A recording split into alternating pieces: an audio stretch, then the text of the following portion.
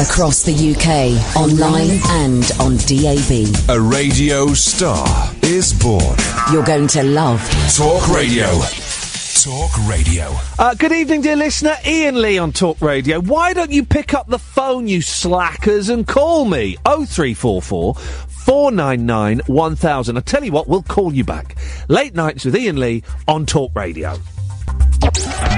Late Night, Iain Lee on Talk Radio. We have ways of making you talk. Well, I'm not the kind to kiss and tell, but I've been seen with fire up. I've never been with anything less than a 9. So fine, I've been on fire with Sally Field, gone past with a girl named Bo, but somehow they just don't end up as mine. It's a death-defying life I lead.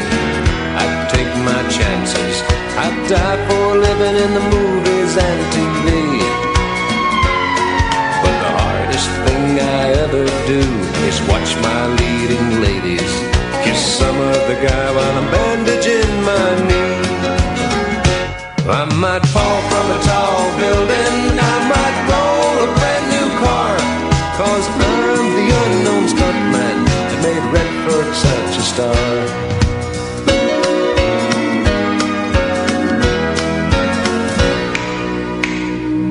I've never spent much time in school, but I taught ladies plenty.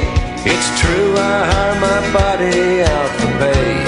Hey, hey, I've gotten burned over Cheryl Teague's, blown up for Raquel Welch. But when I wind up in the hay, it's only hay.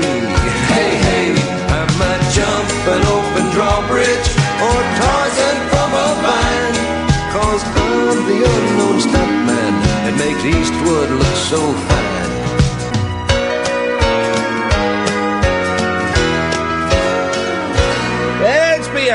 Let's be having you. Good evening, dear listener. Thank you, Jake. Thank you, Ash. This is Iain Lee. This is Talk Radio. 0344 499 1000. We're going to transmit the first 30-40 minutes of the show on 360. So if you want to go to periscope.tv/Iain Lee, you can watch what's happening in the studio using fantastic new technology, or if you're watching on your phone, if you move the phone around, you can look around the studio. You can see the screen there, you can see Kath through the glass there. Oh! And who's this man? Who's this giant of a man? I mean, when I say giant, I mean tall, who's in the studio. It's Nathan. Now, Nathan, I think I've been saying Persad wrong. It's okay, I'm used to it. What? Give me the correct saying. It's from Trinidad, it's pronounced Persad. Persad? So, yes. Oh, but it makes it sound classier. It does a bit, yeah, unless...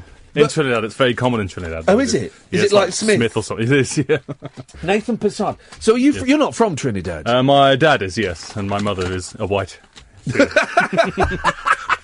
Now, most of you won't know who Nathan is. You will do in a few minutes. If you came to an event I put on before Christmas, a Monkeys event, you would have seen Nathan there entertaining.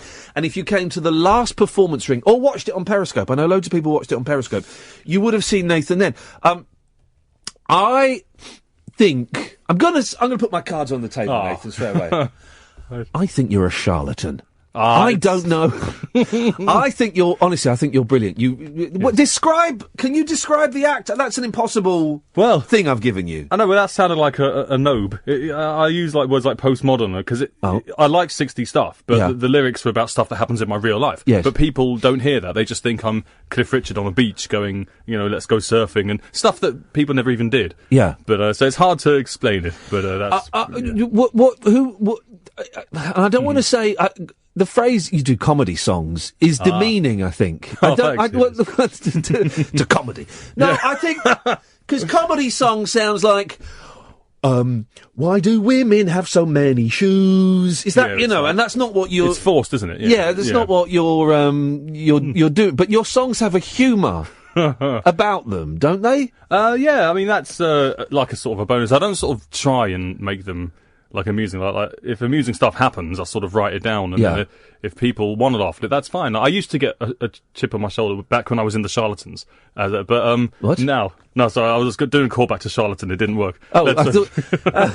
I apologise to members of the Charlatans. No, for a second I was thinking, Maybe you were in the Charlatans. I'm a charlatan. They were. I'm old enough to remember when the Charlatans were a baggy band. They were baggy, weren't they? They were, yes. To start with. Yeah. Who you mentioned Cliff Richard. Who do you? And there is a '60s vibe running through your music. Who give me your in reverse order? So from 3 down to 1. Right. Yeah. Your top 3 musical artists or groups of all time. Of all time, that's a tricky one. Yeah, I know. It's tough questions. Tough questions here, Nathan. They are. You're not getting an easy ride. I'm not. But that's okay. Yes. I got a freedom pass. It's all right. Oh. The first ones that come to my head, I tend to say the Searchers and the Hollies over the Beatles, just because everyone talks about the Beatles. Yeah. So I tend to, and that's not that I genuinely, and I'm not saying this just to be, I genuinely think of the Searchers and the Hollies the same way that people, if they were to see John Lennon walk, it would be the same thing as if I were to see Mike Pender, who was the Searchers guitar player and still alive.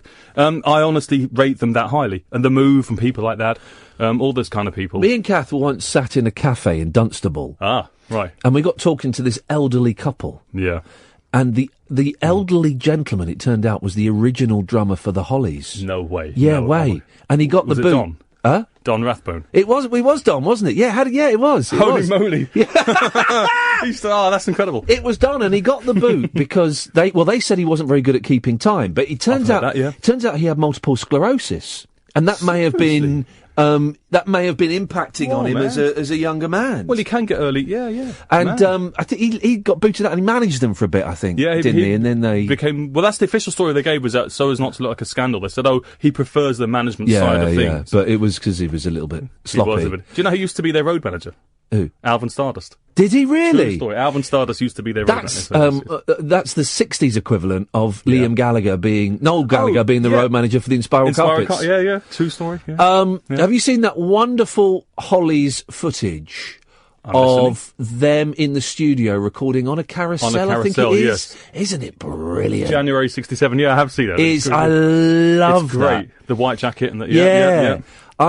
We were supposed to have Graham Nash on the show, but Catherine, my producer, ballsed it up. That's not true. That is true. That is a true story. That is a true story, I'm sure Catherine. There's a reasonable. Yeah, she's not very good at her job, and whatever she types on her screen, no one is. Nobody is. Fake news is what she's typed. But we did interview. Who's the guy in the Hollies now? The main guy in the Hollies? Tony Hicks. Yeah, we interviewed Tony Hicks, yeah. Ah, jealous. He's the one that you can't meet. He's the one who you can't get. I've got his autograph, but he's It took a bit of arranging to do, but we got an interview. Okay, so the Hollies and the Searchers. Yeah. That's a number 3. We've still got 2 more slots to go. Okay, I will go for first things. I'd say The Who, The Beach of Boys. The Beach of Boys. The Queen. The Move. Did I say The Move? You said The Move. Roy Wood. Oh, yeah. Roy Wood is... And Neil Sedaka and Roy Wood are my 2... songwriting idols, yes. And I suppose you have to say Beatles, but they're so talked about. The Beatles, the Jeremy Beatles. Jeremy and the Beatles, yes. Jeremy and the Beatles. They were quite something. We're going to get you to sing in a minute. Holy moly. But would you, at Nathan Persad, Persad, if you want to follow him on Twitter, Thanks. and we'll tweet all the business in a minute, but would you like to talk, 0344 499 1000 if you want to call in. Would you like to talk to some of my callers? Why not? Yeah, they're nice people. Yeah. Well, you've not seen who we've got lined up. Let's go in gently. It's Alan Caddick. Hip, hip, hip. Hip, hip, hip, Alan. Hi, Nathan. Hello, Alan. How's Wishy? Nice weather. No, how's your brother Wishy? Yes. Wishy Persad. Persad? Ricky Persad? No, Wishy. Witty? Yeah, you mean the... horse racing guy. I have the BBC racing guy, yeah, Rishi Persad is... racing now. What does he do now? Is he? Yeah, because I know that's my cousin's name. He's not my cousin, but my cousin is Rishi Sharma, and he's also from Trinidad. Rishi Persad. Persad is a Hindu Trinidad name, basically. So. Gosh, so you're all coming over here. You come over here, taking our musicians and horse racing commentators' jobs. Exactly. So they're not actually related, Caddick. But if it helps you, we can pretend they are. We're cousins. Yeah. Hey, did you see me on the last performance wing? Oh, yeah, Alan was the opening act. I don't know if you turned up on time for that one. You have a tendency to turn up late. Alan was the opening act via Skype at the last performance ring. Oh, that's you. He sang Star Trek in. Yeah, that's right.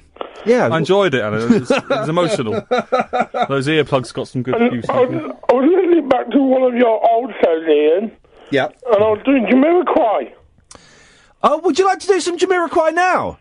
Futures made of Virtual insanity now always seems to be governed by this love we have for useless drifting. I'm a new technology. Oh, I've accidentally pressed the cut-off button. What a shame. That is... this was... Oh, man alive. It's Paul Akimbola. Hello. Hello, Paul. Hello. Ian. It's nice to talk to you, Paul. You've not called in for a while. Can I just ask, before we delve into this call, have you called up with an idea for a children's programme that involves wee and poo? No. No! Okie dokie! Here we go. Well, this is unusual, because normally it does. Okay, right.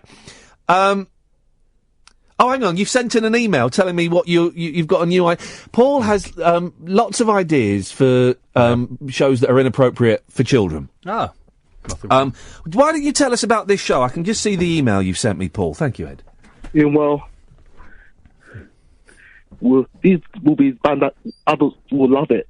Adults will love it, will they? Yeah.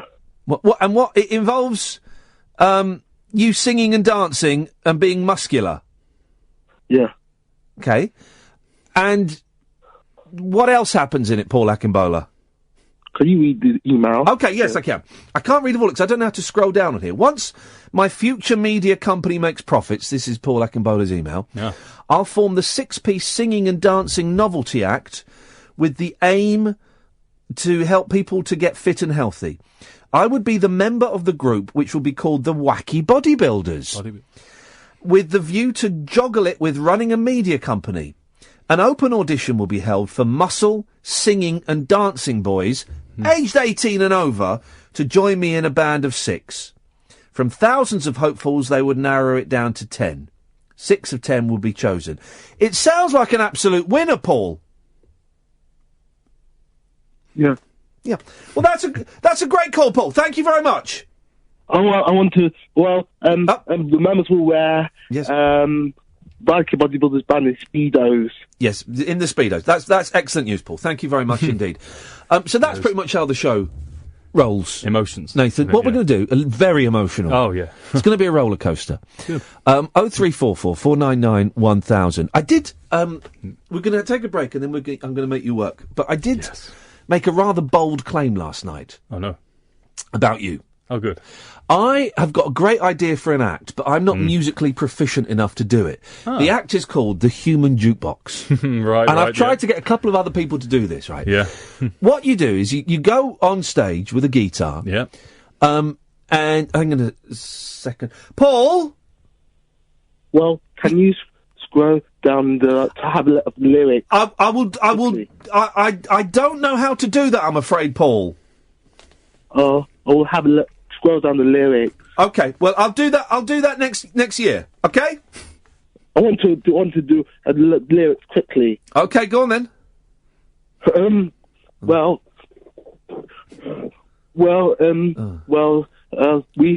found that the lyrics goes, me and everybody zip off the jacket and take each other to pose the body is opposed to developing muscle fibers through the combination of weight training. We pose hands to the top of shoulders and head. We pose them to the front of the chest, and we turn around to pose to pants. We are bodybuilders. We are bodybuilders. We are bodybuilders. We are bodybuilders. And the second verse and the call will be repeated, and then brilliant. We are the bodybuilders. We are the bodybuilders. The call will be a chorus. That's brilliant. Okay, nice one, Paul. Thank you. I'm glad we cleared that up. Yeah. The human jukebox. Human jukebox. So you go and stand in front of an audience and say, I am the human jukebox. Right. And I can play anything. You, sir, name a song. All right. And someone names a song and says, Madonna, Like a Virgin. Ah. You go, and that's an easy one to go in. And you start playing it. Like a virgin. Yeah, A minor. Yeah, right. Here we go. Yeah. Over the very... and then you play it and goes, oh, that's brilliant. You go, you, madam, you pick a song. And she goes, right, okay. And then she picks something by Can or something. So people start throwing stuff at you. Yeah, tricky. Do you know every song in the world? I don't. I have In like Blackheath and Greenwich and places, they do actually call me that because I do, but only with Elvis songs or Buddy Holly songs. If anyone asks for anything else, I get so far it's never happened. Could you do? You could do any Elvis song. I'm going to say yes, so then someone's going to ask me for a 1968 one. I don't do 1968. Is that the only year you don't do? And 62. No, I do 62. I don't do 63. Basically the film songs or the Vegas songs. I do the 50 songs and the B-sides. Do you know Do the Clam Bake or not? I was going to say Do the Clam Bake. That's one that's on my list of things to do. And because I can't believe it. When I heard it, I thought, oh my God. It's an incredible record. 0344 499 1000. You've heard it there. Nathan arrogantly suggested he is a human jukebox. Let's put him to the test. We'll get him to play some of his songs after this. The radio show for people who know the best part of the day is the night. Late Night Iain Lee on Talk Radio. We have ways of making you talk. Who is Alex Louise Hodgson? From my friend from the Beach Boys circuit. How's it going? Hang on a minute. There's a Beach Boys circuit? There's a Holly circuit and a Beach Boys circuit, yeah. What is... Because I'm obsessed with the Beach Boys. Brian Wilson phoned me at home once. No way. Brian Wilson phoned me up at home and I burst into tears after the phone call and I had to be walked around the block. That's wild. You don't recover for something like that. He is what they say he is. He did, and this was when he was still a little bit, he was not quite, he wasn't quite as reclusive, but this is what, after Hurricane Katrina, he put a thing on his website saying, if you donate $100, I'll try and phone you up at home. And I thought, well, that's 67 quid and it's a good cause. So I paid the money and I sent these really specific instructions of what phone numbers I'd be on at what time and thought, well, nothing of it. Right. And then about 2 weeks later, about 9 o'clock in the evening, my then girlfriend came in and said, there's a guy on the phone calling you Lane. All Americans call me Lane. They do. And he says he's Brian Wilson. Incredible. And I was going to hang up on him, but I said, no. And it was Brian Wilson. And he chatted for 5 minutes. Yeah. And you were allowed to sort of ask him... You could chat, and then you were allowed to ask a question about anything. And I had all these questions about Dennis and Mike Love and all of that. Yeah. And he said, okay, Ian, well, I'm going to have to go soon, but what question would you like to ask me? Right. And I froze. Oh, you would. I said, what's your favourite Beach Boys album? It's okay. I would have been the same. But alive. I was ashamed of myself, Nathan. Really? I wasted a phone call with God. Well, the one way to look at it is that it's because he says it's Friends, but it would be interesting to hear him actually say because he said Pet Sounds to me. There you go, Pet Sounds. He says Pet Sounds was best, but Friends was favourite. But then he says Pet Sounds. I'm not that keen on Pet Sounds. I think it's too busy. I think it was too much. When somebody tells you this is the best album ever made, and you're an idiot if you don't like it, it's a lot to live up to. So the first 11 times I heard it, I thought, well, there's no rock and roll on this album. Yeah. And now I get it now. But yeah, I admit, best album, of course, is Sunflower. Oh, I love that. It's got 6 of them on it. That's it's Sunflower is just. It's got it's Denny at his sexiest. He does like 15 songs on it. It's great, isn't it? I mean, Slip On Through is just got to know the woman and Forever. Yeah, his voice on it. Man! Forever is amazing. Before his voice went, and and we had Mike Love phone up this show as well. Mike Love came on the show. So I'm like, I defend Mike Love. Yeah, totally. So good. Let's defend Mike. Yeah, good. Well, we made him blush though by asking. I don't know if you've read his excellent autobiography. I've got it. I'm starting it after Dean's. I've finished Dean's and then Chris Packham's. Dean Torrance. Hang on a minute. Dean Torrance to Chris Packham. Chris Packham, and I was given Chris's one because and then Mike Love's one after that, and then I'm going to read Brian's after that. Yeah. I've not read Brian's yet or Dean's, but there's a brilliant line very early on. It's not a spoiler alert in the Mike Love book where he says that he taught Denny about cunnilingus. Understanding. And I asked Mike Love about this, and you could hear him blush. He went, oh my, maybe I was too honest in the book. But hang on, so what do you mean you're on a Beach Boys circuit?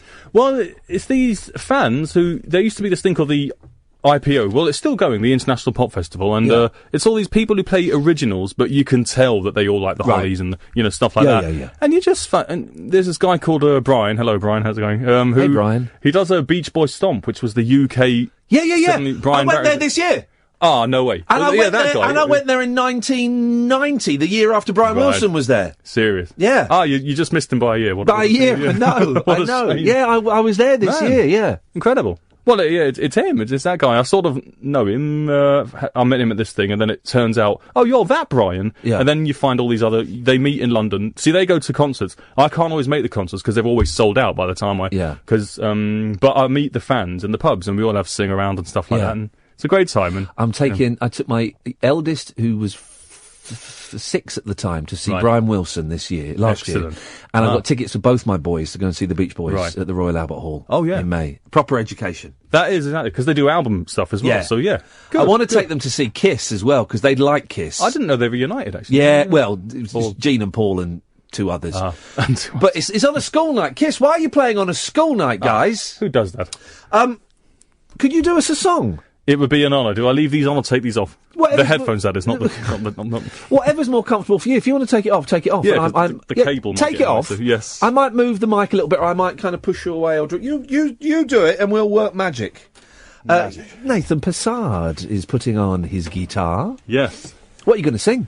I think I'll do the song Rachel, because people laughed at it at the last performance. Well, we meant to laugh. It felt like a personal... It was, yeah. It's fine. It's not a real Rachel. I'll explain it. Oh, hang on. You're a charlatan. Yeah, we've had that. Right, go on. Let's have it. Okay. It's in F, but I'll do it in D because it's a What? small studio. And I've just put new strings on so it's out, but imagine it's not.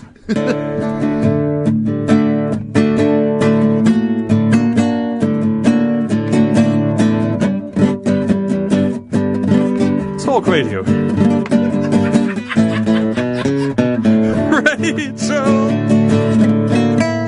Rachel,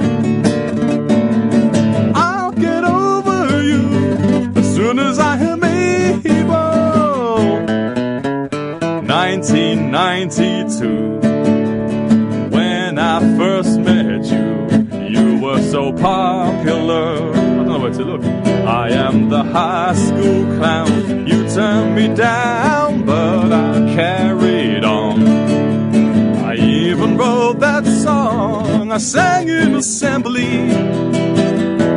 Everybody laughed at me, including the teachers, but I didn't cry. 'Cause every guy must have his Rachel, and you are my Rachel. I'll get over you as soon as I am able. Everybody, second year, that's when I got the hots.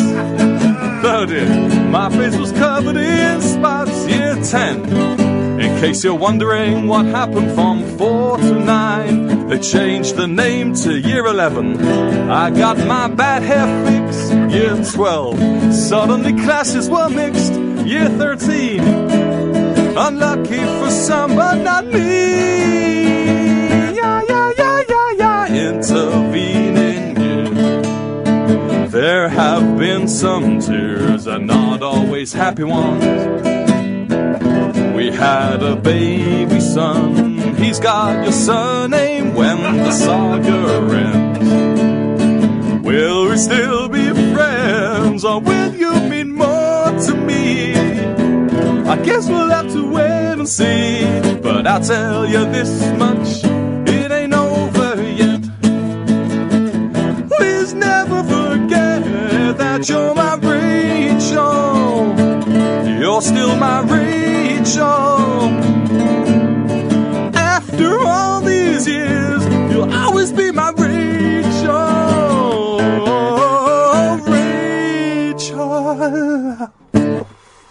Well done. What is that? Bum, bum, bum, bum, bum. What is that That's reminiscent of something. I don't mind if people say the Red Dwarf theme song. Red it doesn't Dwarf, bother me at all. It is Red Dwarf, it's but a also thing. It is the Red Dwarf. That's brilliant, by the way. The Red Dwarf theme. Yeah, I've noticed similarities between that and, speaking of Kiss, God Gave Rock and Roll to You by Kiss. Oh, there is a bit. Yeah. Yeah. There is a bit in God Gave Rock and Roll to You that is the Red Dwarf theme tune. Seriously, what came out first? Well, obviously that would have been Rock and Roll. God Gave Rock and Roll to You came out first because didn't Argent do it? I was going to say, did Argent? Is that so? That's the same Argent song, is it? Yeah, but Kiss somehow got writing credits on it. Right, I thought Rod wrote that song. Rod wrote it. I see. But then if you look at the Kiss version, Simmons and Stanley have got their somehow they've done an Elvis. They've got their Elvis. Yeah, they've put their names on it, which seems outrageous. It does. Hang on 1 second. Paul, I think we've finished talking about your bodybuilding show tonight. Well, we've got a different subject. We have I think we finished discussing it this evening, Paul. Maybe we've got a different subject to talk. Oh, have we now? Is it in any way related? Are you listening to the show tonight, Paul?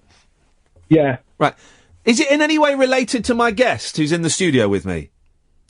No, it's about U2. The rock group? U2. What happened if they could recover One Night Fly Away in 2009? Yeah, okay. Well, Paul, maybe give us a call a little bit later on, okay? After 1 o'clock. Yeah. Sometimes you've got to be firm. You have to be firm to be firm. Yes. Firm to be firm. 0344 499 1000. Late nights with Iain Lee on Talk Radio. Unmissable late night radio with the original king of unconventional conversation. Make contact with Iain. Late night Iain Lee on Talk Radio.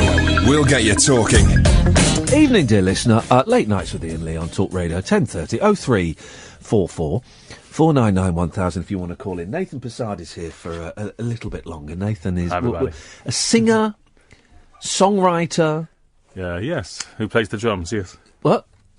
Who plays the drums as well? Are you a little bit of a... I get the impression from you you're one of those people that could kind of do anything. Well, not very well. Rather than being good at one instrument, I play loads and I play like a little bit of every, rather than be really good at one. So, have we met before we'd met the last two times? Because I'm looking at pictures of you, younger in here. And you look really, really familiar. Right. This is this thing that's followed me. Like, people think I'm someone, and I don't know, they might think I'm like Marcus Bigstock's one I get, Louis Theroux, Jermaine Clement's another one. I sort of have this familiarity that people, I don't remember. Possibly not. But not always, people are always saying, "Oh, are you that guy?" Or, you look like my friend Carver's Tarabi as well. But that sounds like a surname I could. Yeah, exactly. You could pull off. He's Iranian though, as opposed to. I get mistaken for Persian. Yes. Can you say? Is it okay to say Persian? I don't know what I don't know what the vibe is on the Persian word at the moment. Yeah. I'm going to assume it. Listen, if we've got a president-elect who can. If he can, you know. Why would you do it on the bed? You'd either put down a plastic sheet or do it in the bath. It makes no sense. It doesn't make any sense. You've got to sleep on that. Yeah. You've got to sleep on it. Do it in the bath, and then you can wash it all away because there'll be that moment. There'll be that moment when you're finished doing whatever you're doing, and you'll be going. Yes. Oh no! What have I done? I've paid hookers to pee on the. I've got to sleep on that. Oh, it seemed like such a good idea at the time! I've got to clean all this up! It's crazy.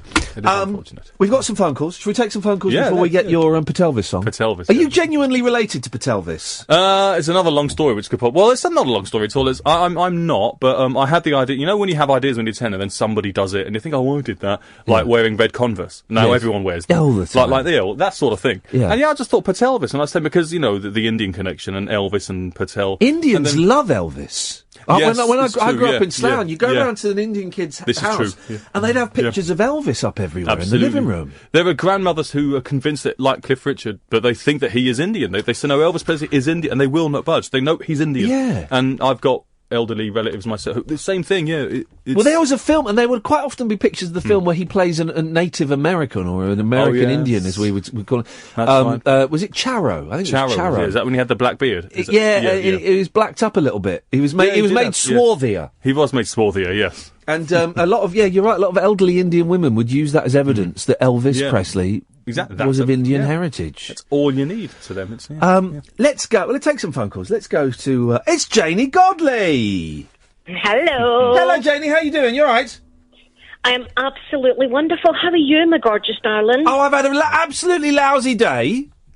But I've got my lovely Nathan here who's cheering me up no end, and we'll do the radio show. Then I'll go home to bed and I'll get 3 hours sleep. So it's been a tough old day, Janie. But it's all right. It's all right. What's been tough? Are you just being tough mental health wise? Yeah, I've just felt absolutely lousy today. Like a real. This isn't embarrassing me discussing this in front of you, is it, Nathan? Not at all, no. Absolutely lousy today, and I might go into it a little bit later on, but it's been bloody hard work today. I'll tell you, sometimes when it's dark and wintry, I'm not making this as an excuse, but I went for dinner with my niece last night, and Margaret, who talks about mental health a lot, and she's been having a really crap time, and the two sat round the dinner table and battered it out and chatted about all the crap subjects that we could talk about. And, there isn't any answer to things. There is practical answers needed, and there's emotional answers needed.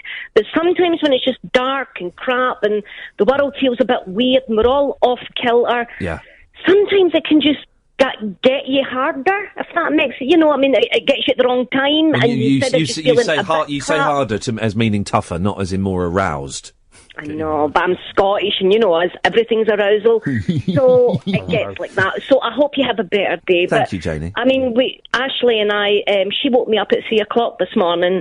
Only in my house can this conversation take place. By the way, my daughter Ashley's 30. She's a stand-up comedian. In case people are listening and saying, what kind of family does she have? 3 o'clock this morning, Ashley comes into the bedroom. She goes, Mum. I was like, Mum. I went, what is it? She went, let's get up and make a fake video in the bath. I'll be a Russian lady and you'll be Donald Trump. Fantastic. And we did, and it's her pinned tweet. And of course, I managed to spray the water everywhere. It was a shower. And we had a good old laugh about it. So sometimes when I'm feeling a bit crap, my daughter will wake me up at 3 in the morning to make a Trump video. I'm retweeting it now. I've got no sound, but I'm watching it. It looks very, very funny. You wouldn't do it on the bed, would you? If you were going to do it on the bed and you're a billionaire, you could afford plastic sheets. But you'd do it in the bath, or at the very least on the tiled floor of the bathroom. Okay, Ian, here's the deal. You know who Rowan Betts is? No, go on. Rowan Betts is a woman, and a court in Edinburgh is right now going to decide whether an environmental activist can sue Donald Trump's golf resort near Aberdeen for breach of privacy and damages after she was apparently filming having a wee on the course. Now, she says she wasn't. They say she was having a pee-pee on the golf course, and Donald Trump's people filmed her because that whole family is obsessed with pee. And they filmed this woman, and now she's taking them to court and saying that was a breach of privacy and damages. What is it with this man and woman having a wee-wee? wee. I don't know. I mean, it could be a little bit worse, but it's still pretty. It's still. But by the way, I don't care what people get up to. If people do it and it's consenting, beautiful, wonderful, fantastic. But the fact that if this has happened and he's stupid enough to have done it and been filmed, and that the Russians have got muck on him, if that's all the case, that's the worrying thing. If you go back in history, I mean, who was the famous one that the two Russian, the two one was sleeping with a Russian diplomat, the Profumo case. Yes. I mean, if you go back, but the point is that Donald Trump did a news report tonight. He did a news conference because he loves them. And he says that he is a germaphobe, and also he's a germaphobe, so he couldn't be into that. Yes, obviously not. Because every man who doesn't like germs has never touched his own ninky wee. Are you kidding me? Anyway, he also said that anytime he is anywhere, he's always aware of being taped. Yeah. Apparently not in the bus. Yeah. With Billy Bush. He's not aware he's being taped. But other places he's aware he's being taped. And do you know what I find more disturbing is the fact that he wanted someone to have a wee on a bed where the Obama slept. It's like some really post-traumatic revenge thing. And what was so telling was last night Obama was trending for having the most tender, beautiful, poignant, significant speech. Yeah, it's a good speech. While Donald Trump was defending that he didn't let two Russian ladies of the night have a winky wee on his doo-doo. It was a good speech, the Obama speech. I listened in bed, but I saw someone tweet, I wish speech Obama was the same person as policy Obama, because there was kind of a discrepancy, but it was a good speech. Mm-hmm. And you're right. The press conference today with Trump, it was one. No, I'm not answering that. No, I'm not answering. No, I'm not answering. Yeah. It was insane. And he speaks about himself in the third person. No, it reminds me of one of my in-laws, one of my husband's brothers, who were very similar traits. I don't mean look, gold toilets, big caravans, lots of women. I just mean that thing where I can call you a name, but you're not allowed to call me any names back. I can say what I want, but you're not allowed to. And it's very much a fashion of the alt-right movement. Yeah. And it's this thing, they want a safe space and they want freedom of speech to call black people names and hate on women. But if you say, shut up, you irritating dick, they're like, hang on. Don't say that. Oh, no, you're right. And you mentioned you're right. I've got some idiot who's trolling me online at the moment, right? And he claims to be in love with free speech, but his free speech means he's allowed to call me depressed boy and make jokes about my mental health. Mm-hmm. But if I say anything about him, which I haven't, he then starts threatening legal action. It's insane. Exactly. That's what the snowflake alt-right are. I cannot believe that Ashley and I discussed this again on the podcast about people who say, we want free speech and we want a safe space to be able... Now, here's the deal. We were discussing how Martin Shkreli, I can't say his name right, the guy who bought the AIDS tablets and hiked them up to £7,000. Oh, yeah, the good guy. Yeah. Because he's an absolute back honker, right? Now, he trolled a woman online who had written a piece for the Teen Vogue, and I won't say her name because I don't want her trolled again. Yeah. And basically, he put up a picture, his main picture on Twitter was a montage he had with him, and it was like fake heads put on the bodies and saying that he loved her and they wanted her, and he get banned for Twitter. Now, I know that everybody listening saying good. Not necessarily good, because... if you're only going to protect people with a blue tick and people in a high profile, and did he actually say, everybody come and swoop on this woman? He didn't actually say those words. Now, I am not defending him.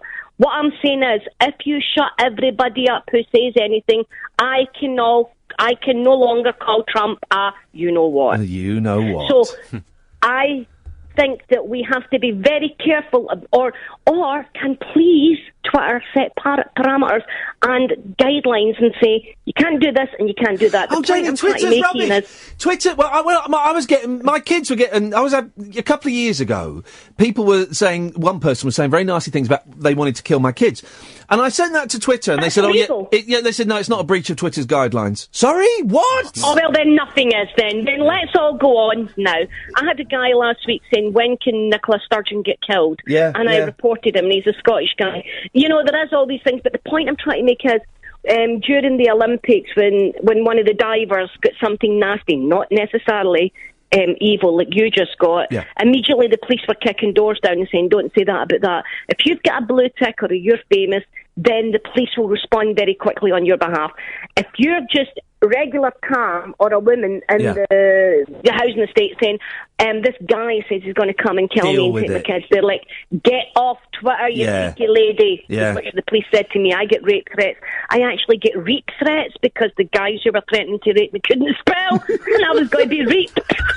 And it made us laugh so much. I'm like, reaping, so reaped. I'm going to be reaped. So it is a big jungle, and it is horrible, but there has to be guidelines, and our freedom of speech all has to be protected. But if you're in the alt-right and you're hearing this and you're thinking, I'm going to send Jenny a nasty tweet, let me tell you, mate, I'm going to burn you. I'm going to burn you so hard back, and if you don't like it, meh, as we say in Glasgow. Janie, always nice to talk to you. Come in when you're in London, come in, you and Ashley. I will do. Okay, you have a better day and a better night and a good sleep. And tonight, have a lovely, lovely dream. Oh, thank you, Janie. Lovely lots. Jenny Godley. 0344 499 1000. We're going to go to a break, Nathan. Then when we come back, we're going to go into your Patelvis song. Patelvis. Beautiful. Late night Iain Lee. On air and off the leash. On Talk Radio. We have ways of making you talk. Nathan Persad joins me in the studio. Put your headphones on quick, because we'll go to the next caller before he goes to bed. Oh, of course. John, you're a lightweight. Oh no, we're too late! Hey man. Wake up, right. John, wake up! Hello, Fox. Yeah, I'm speaking to you from a horizontal position. Oh, a little bit raunchy. But yeah, how you Is doing, there man? A lady crouching over you? It's a cleaner. John, well, you need one at that rate. John, for those who don't know, John performed at the first performance ring, Nathan, and he's part of Dredgeland, and they did it can only be described as a terrible act, where and he'll take that as another way. Let me tell take that as the compliment it's intended. He pushed the wheelbarrow around for 15 minutes. John, you told me that you had a gig tonight. How did that go? Well, it was, you see, because I was wondering about how it was going to go. I never know, because the thing that we do is not particularly conventional. Do you know what I mean? Yeah. In that sense of the word, in the conventional sense.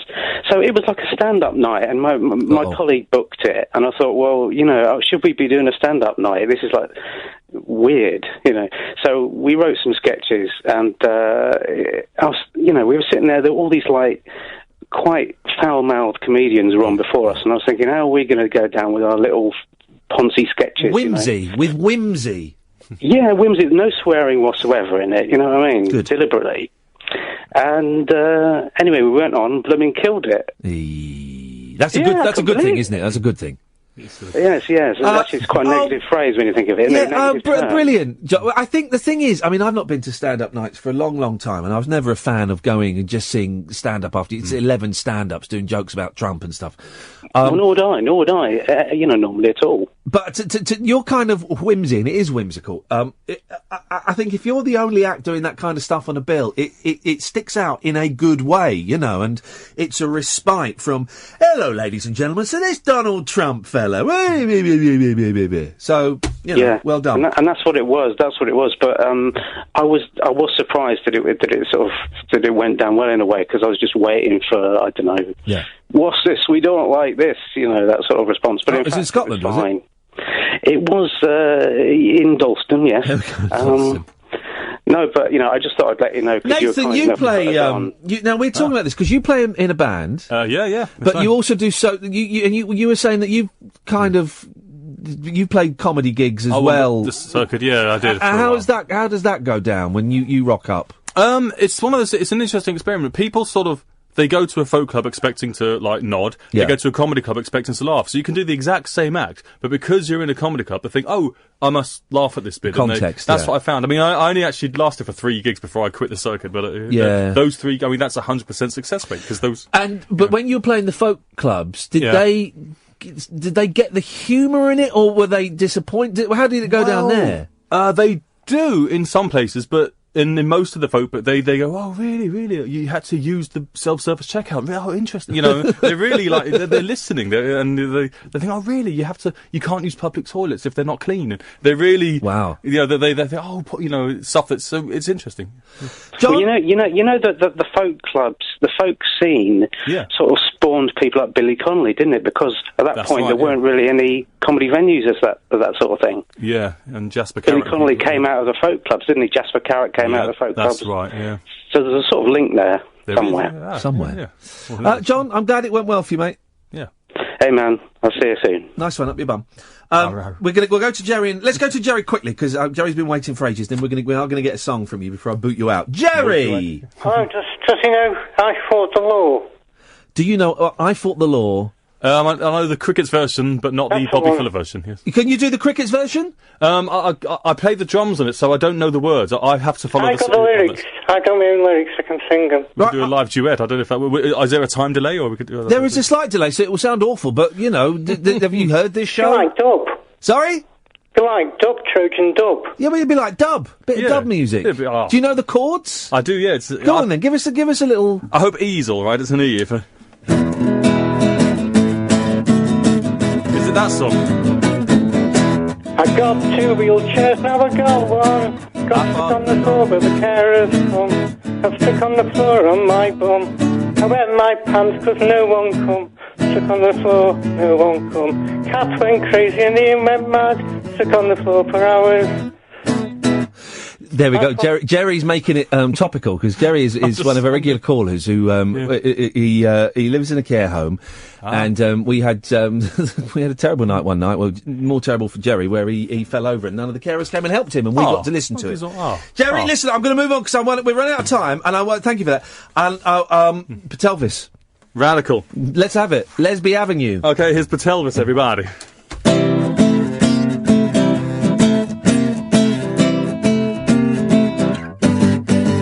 His father owns a grocery store in Red Post Hill. His mother still looks after him when he gets ill. He's got a dozen GCs, but he's no square. He's better than the real thing. He never dyes his hair. They call him Patelvis, the greatest gibbet around. Well, he does them all from 54 to 73. His jumpsuit fits him fine, 'cause he goes easy on the gi. When he sings, "Are you lonesome?" it don't sit well with Army, because he never does the spoken bit in Hindustani. But Elvis, the greatest tribute around, around and around and around. Well, at the temple there's no fuss, no one recognizes us. I wonder if they know. Forget the comeback special, he refuses to wear leather. He's in his early 30s, but his mum still calls him better. The racky tied around his wrist is taking care of business. He's one practicing Hindu who does not need any practice. But Elvis, the greatest tribute around. Well, Valmiki Persad, he got nothing on this land, even though he's from Trinidad. Well, this is the verse I can never remember. Something about being Indian and liking Elvis. You can fill the blanks in yourself. Well, God takes to be the next Bidoo. Here's the very model of a good Hindu. They call him Elvis, the greatest tribute around. He's a nice Indian boy. Thank you so much. Love it. Radical. Have you got a website where people want to, if people have you might have piqued somebody's interest this evening. Yeah. You never know. Piqued mine. Mine peaked, but the other peaked. Oh, right. You see, there was wordplay. Yes. This late at night after such a lousy day.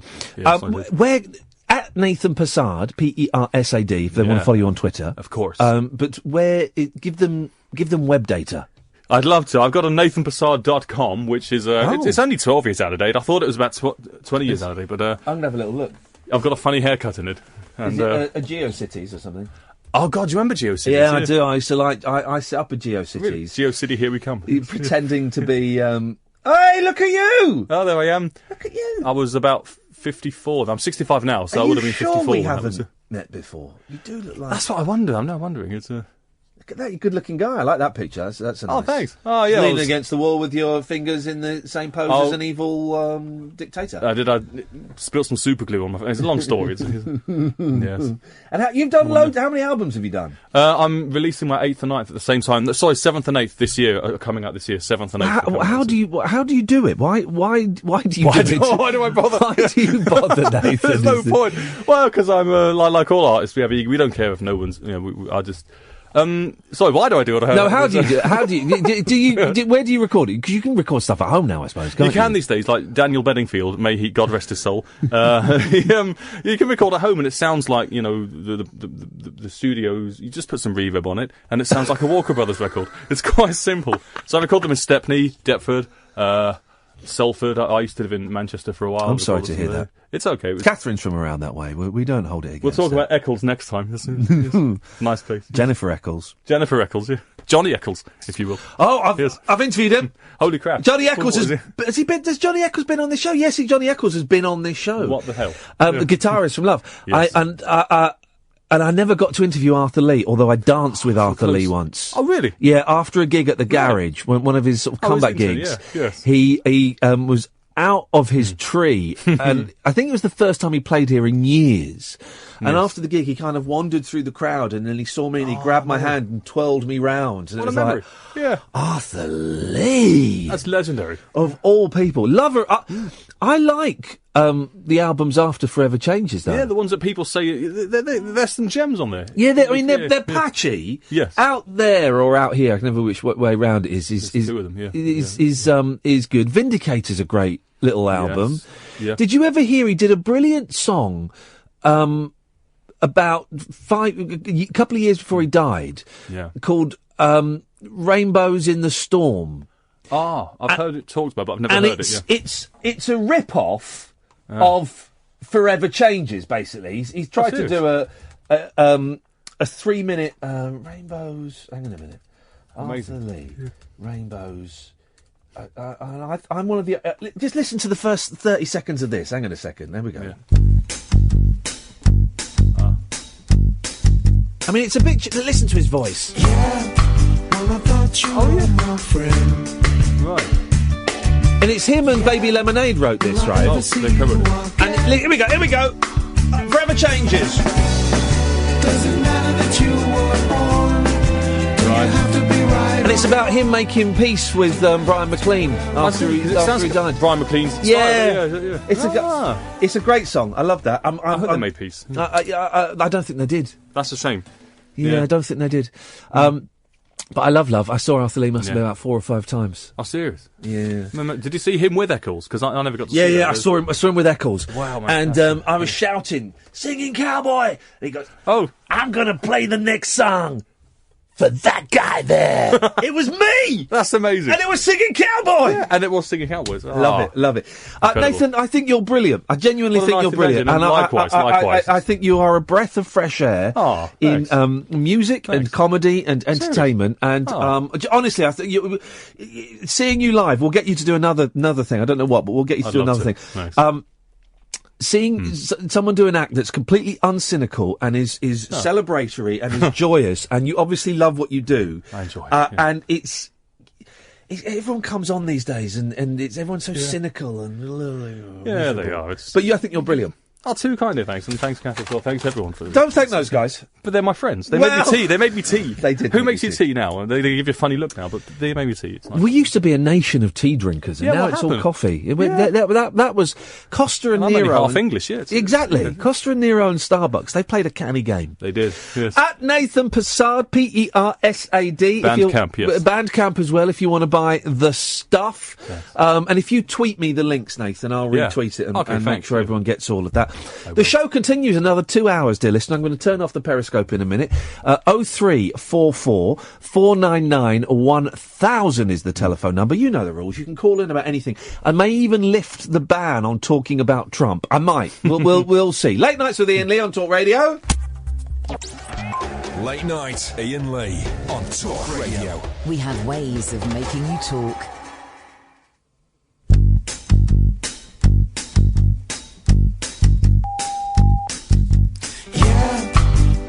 You were my friend.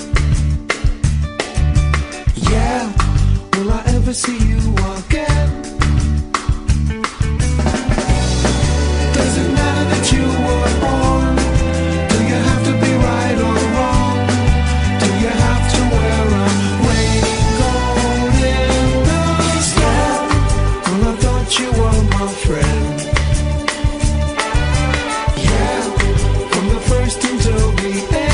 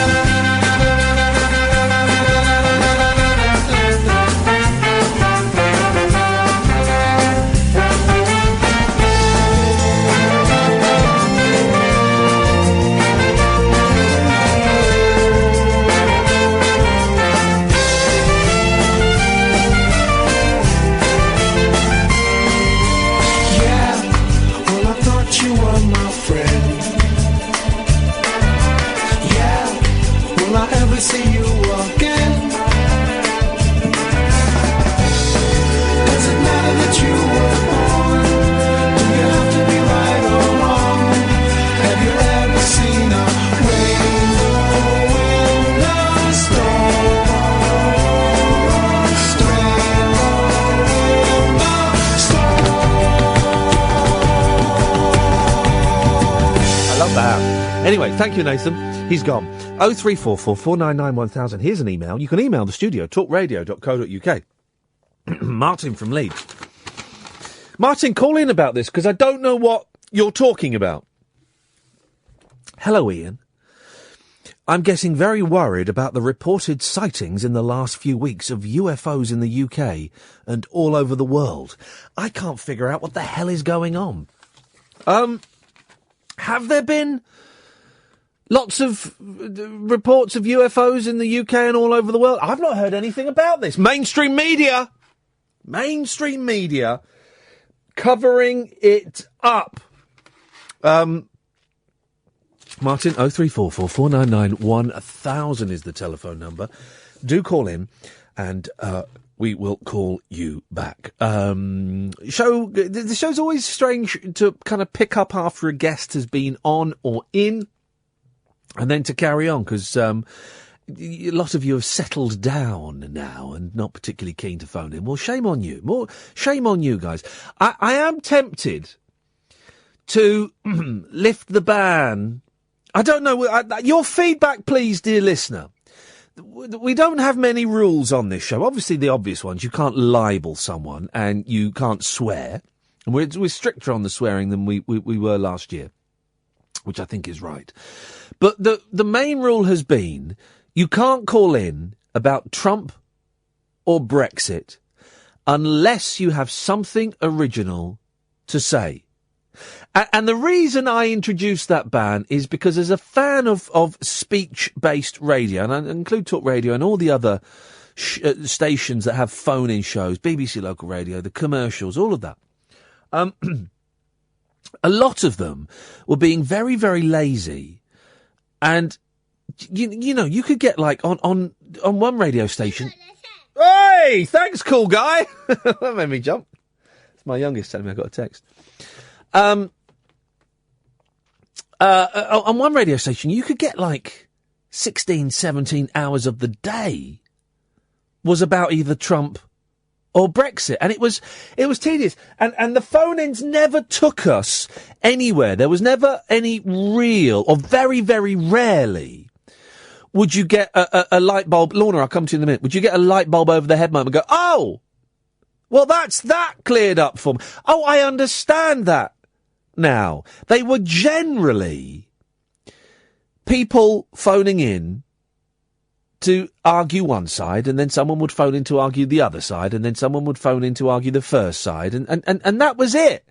And they'd be asking such contentious, it was just mean and miserable and boring. So I kind of said, no phone calls about Trump, no phone calls about Brexit, unless you can bring something original to the table. No one could. We had one guy who phoned in and he said, I can talk original. I think Trump's going to be a triumph. What? That was it. That was his contribution. Flippin' heck, mate. Well wasted. Well wasted. But,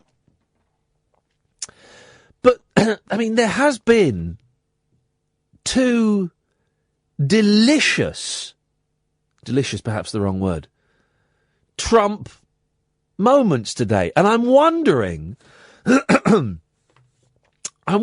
if we change the rules for tonight and allow you to call in and talk about Trump. You may not want to, or you may not want to call in because you listen to this show as an alternative to that kind of stuff, or you may not want me to change my rules. So I kind of like your input, please, dear listener. 0344 499 1000.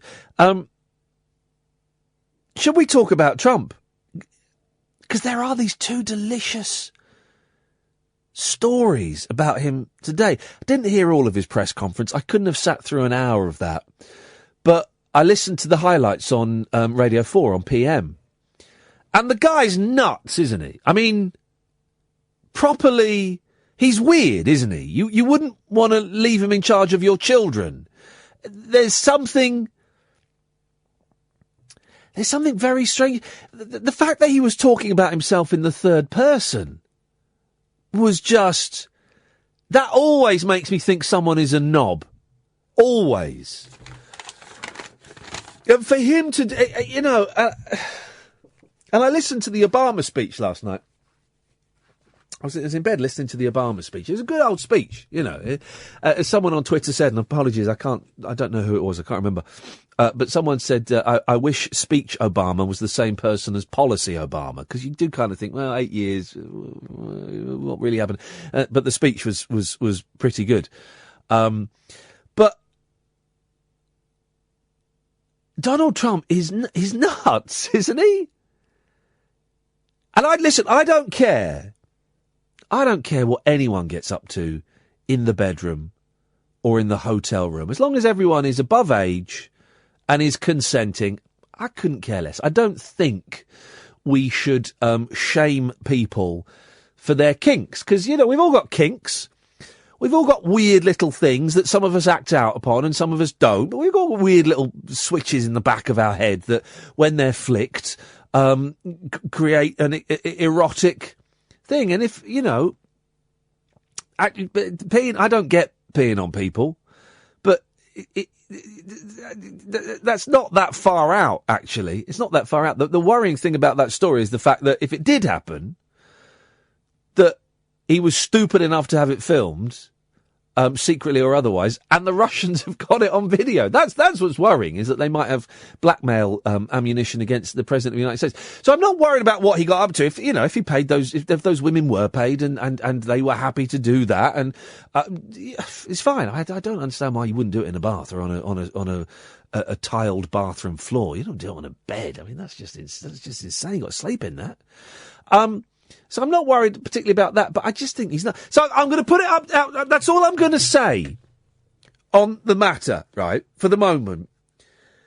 He does fascinate me a bit, but I don't necessarily want to break my rule of not talking about Trump by talking about Trump. I don't know. I don't know what you want. I don't know, guys, what you want this show to be. I don't know how much of an alternative you want this show to be from everything that's on the other side. You know, the other sides will be talking about him now.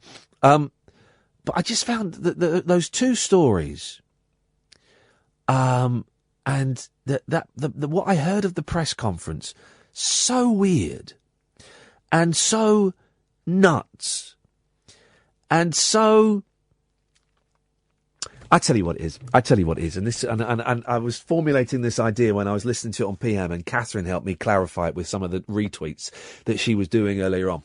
We've not got any journalists, have we? We've not got any journalists who, we might have one or two.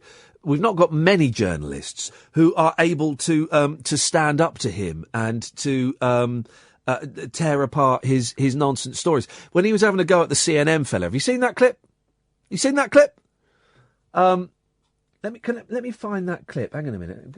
If I find Kath's Twitter feed, hang on. Let me play you this clip of. When did you tweet it, Kath? Tweets and replies. Let's have a little. Have you got it here of him? But is it the audio where you can hear the? Because there are two audios I've heard. One where you can't hear the journalist, and one where you can hear the journalist. Is it the one where you can hear? Let's see. All right, have a listen to this. Go. Discover what... No, that's not it. No. They had Michael Cohen of the Trump Organization was in Prague. It turned out to be a different Michael Cohen. It's a disgrace what took place. It's a disgrace. And I think they ought to apologize to start with Michael Cohen. Sir, since you're attacking us, can you give us a question? Go ahead. No, Mr. President-elect. Go ahead. Mr. President-elect, since you are attacking our news organization, can you give us a chance? Your organization. You are attacking our news organization. Can you give us a chance to ask a question, sir? Go ahead. Sir, can you state, Mr. President-elect, can you state categorically, Mr. President-elect, can you give us a question? You're attacking us. Can you give us a question? Don't be rude. Can you give us a question? I'm not going to give you a question. Can you state categorically? You are fake news. Sir, go ahead. Can you state categorically that nobody... No, Mr. President-elect, that's not appropriate. See, that's nuts, and that's the thing. It's not Trump. It's there's no. What should have happened then is he should have asked a question, and then when it was ignored, the next journalist should have then asked the same question, and then when that was ignored, the next journalist should have asked the same question. They should have all asked the same question. There should have been a lot more solidarity than there was shown, or they should have all got up and walked out. Imagine that. But no one would. No one would do that. No one would do that. There aren't many, and there are a few, but there aren't many All the President's Men type journalists. There aren't many Robert Redfords, and was it Dustin Hoffman? Was it those two doing that? Paul Newman. No, Robert Redford. There aren't many people doing that. You know, most news stories now, it's all, what was it? I was reading popped up on my phone. Someone on Celebrity Big Brother was accused of being homophobic. I thought, I'll have a look at that. And it wasn't, he wasn't being homophobic. He referred to a gay guy and said, listen, you're playing with the rough boys now. You're used to playing with the soft boys. And no one was upset by it. It was 3 people on Twitter had picked up on it. That's what journalism is now. Journalism is if someone's on Twitter and go, oh, look, 3 people are upset with someone on TV. That's a story. That's a story. All the journalists in the world, particularly in America, need to get together and agree to work together and stop competing for sales and exclusives and all of that. They need to work together. 0344 499 1000. Lorna, Richard, come to you after this. The radio show for people who know the best part of the day is the night. Late night Iain Lee on Talk Radio. We have ways of making you talk. Listen to this. This is good. This is Fox News. This is Fox News. This is cracking. Listen to this. Further, President-elect Trump today told CNN's Jim Acosta that his organization amounts to fake news. CNN's exclusive reporting on the Russian matter was separate and distinctly different from the document dump executed by an online news property. Though we at Fox News cannot confirm CNN's report, it is our observation that its correspondents followed journalistic standards and that neither they nor any other journalists should be subjected to belittling and delegitimizing by the President-elect of the United States. Boom. That's Fox News. You know what I mean? That's Fox News sticking up for CNN. Oh, man alive. Man alive. Let's go to Lorna. Evening, Lorna. Lorna? It's an anticlimax. Lorna? The hell? Lorna? Lorna? Lorna? Let's get Lorna back, because I'm keen to speak to Lorna. Dennis! The hell is going... Dennis, can you hear me? I can hear you, Brian. Yes, why not? Well, Good evening. Well, the common courtesy is when someone says your name on a telephone call is to respond to it. Well, I always say... Turn your flipping radio off! Sorry? Every time, Jesus! I know, I'm getting old. You're not getting there, you've been there about 20 years! Yes, but listen to me, young man. Why are you worried about these politicians? By definition, they are liars, so you don't... They either tell you now right... because I don't want my kids to die in a nuclear war, that's why. Well, I'll tell you, I'm the same. Yes. When you think of it, when he's going to be president, we've got this other fella over here, this Labour bloke, who's talking absolute bloody rubbish. Yes. And we've got Putin. So between the 3 of them, oh, God almighty, well. Yeah. I'll tell you what, that president is looking forward to being assassinated because he's time with the wrong people. I do think he's going to be there's going to be an assassination attempt. I'm not encouraging it, of course, but I do think there's going to be an assassination attempt. Yeah, I do.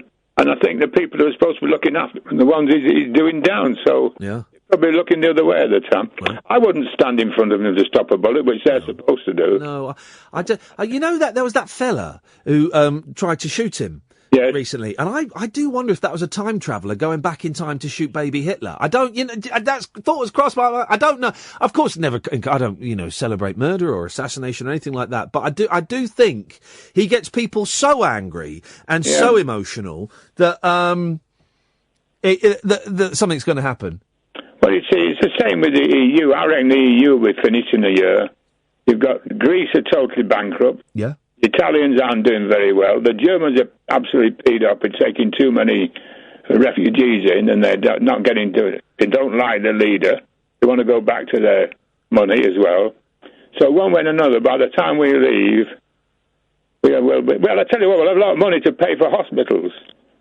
Well, that's not happening when we leave the EU. That money isn't going to hospitals, Dennis. Well, where's it going? To stupid... It's going to go in the pockets of Boris Johnson and other rich people. Yeah, but what the daft doing at the moment, they're sending money to India when they've got a rocket ship, for God's sake. We're sending It's money... a little bit more complicated than that. Yes, I know, they're giving it money away to all sorts of idiots. Maybe, can I give you... hang on a second, just stay there, Dennis. I've got a phone number that you might be that might be useful. Hang on a second. Hang on.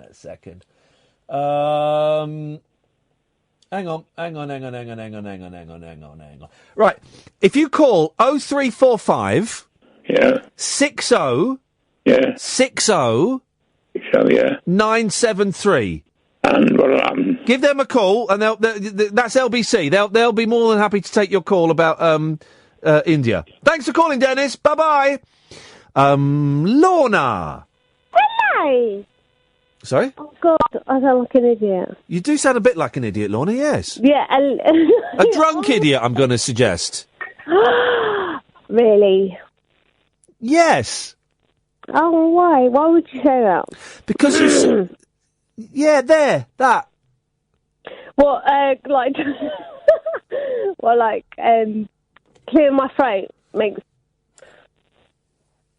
Yeah, and your inability to complete a sentence or use a phone correctly. Both of those things.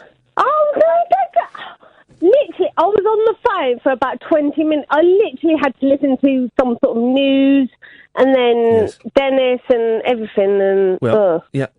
Oh, okay, I'm hovering over the dump button. I've never hovered so closely. Let me ask you a question, Lorna. Oh, don't do that. Let me ask you. You know what? What? Can I ask you a question? Okay, go Have you had anything to drink this evening? I may have had.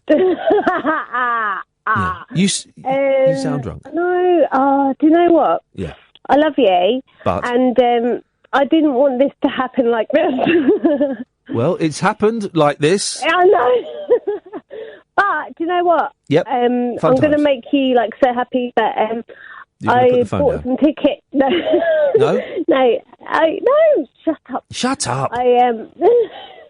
I bought a couple of tickets to your programme in the Stables. Oh, Milton Keynes. I'm playing the Stables. Milton Keynes, March the 12th. Sunday, March the 12th. Iain Lee live versus radio. Will you be drunk or sober there, Lorna? Just so I can anticipate. Prob's drunk. Prob's drunk. Okay, fine.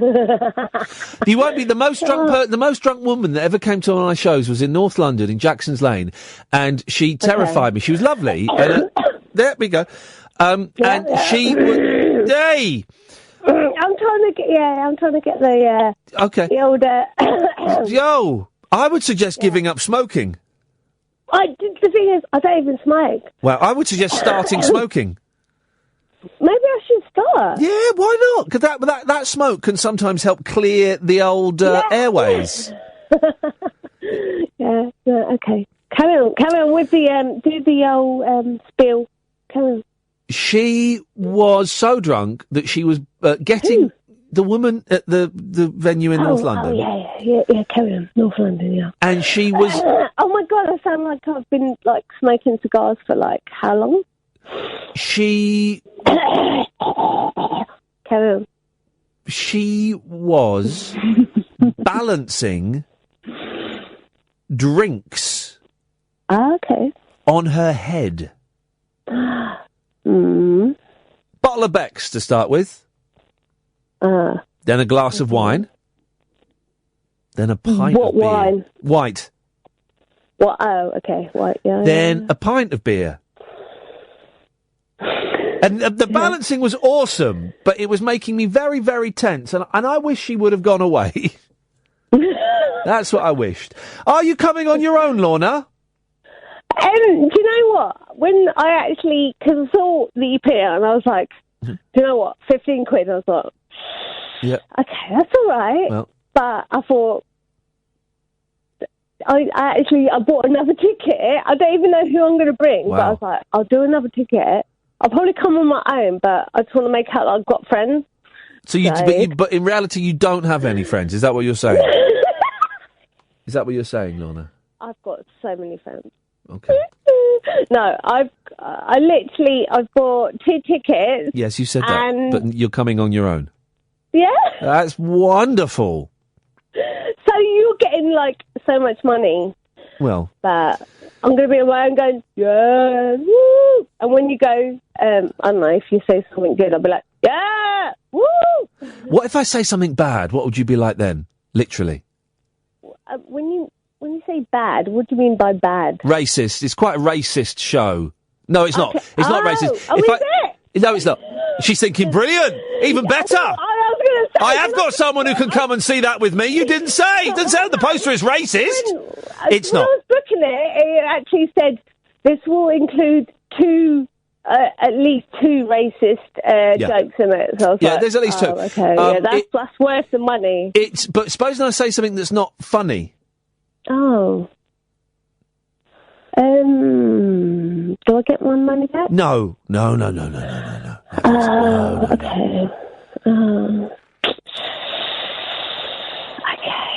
What are you doing in the morning, Lorna? You going to work? Yes, unfortunately, I'm going to work. What do you do for a living? Is it a wine taster? If only. No. Wait, no, don't take the piss. No. Well, do you know what I do? No. No, that's why you're asking me.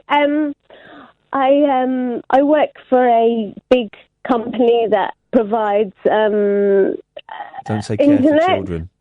You work for an internet provider. What? You work for an internet provider.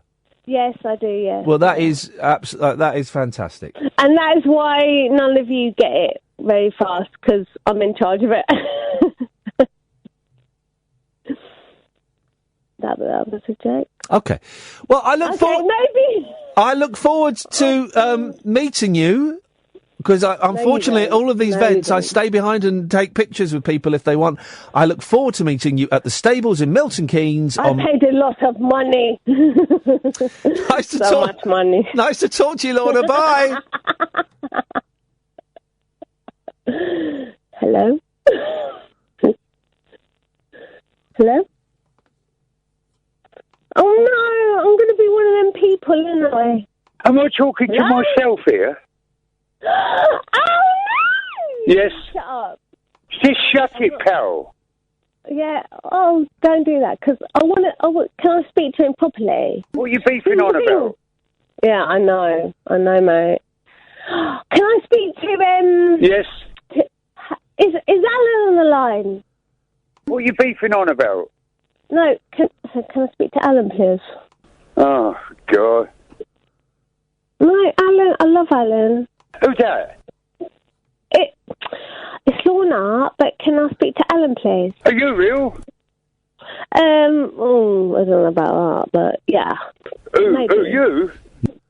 Yeah, me, yeah. Flipping it. Hello? A guzzler. What? A guzzler. No. I've done a little garden. No, Ian, put me onto a proper person. I'd love to speak to a proper person, please.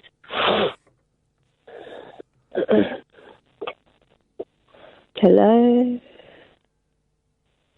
Oh, God, I'm going to be on the flipping podcast, which I listen to. There we go. Richard, that's your fault that she swore. Was that my fault? That was your fault, because you could have spoken at any moment in the last 30... Oh, I didn't realise I was on. Well, you're the only person that... Me, Catherine, Ed and you are the only person who heard what she said there, Richard. So while we allow the delay to build up, let's take a quick break. Unmissable late night radio with the original king of unconventional conversation. Make contact with Iain. Late night Iain Lee on Talk Radio. We'll get you talking. 03444991000. We always take a dip in the phone calls around about this time of night. It's just one of those things, and most nights it picks up again around about midnight. And some nights it doesn't, and we'll see how it goes. If you want to give us a call, now is an excellent time. 03444 499 1000. Richard! It's a Wednesday evening. I don't think it's just the other place's number you need. Maybe some helplines you can give out as well. I think we need some alcoholic helplines and maybe some mental health helplines as well. Who knows? Deary me. People like that are my fans, isn't that? I'm imagining sort of running towards the stage with a crazed look during a show. With a gun. With either a gun or a shoe. But both of which designed to crush my brain.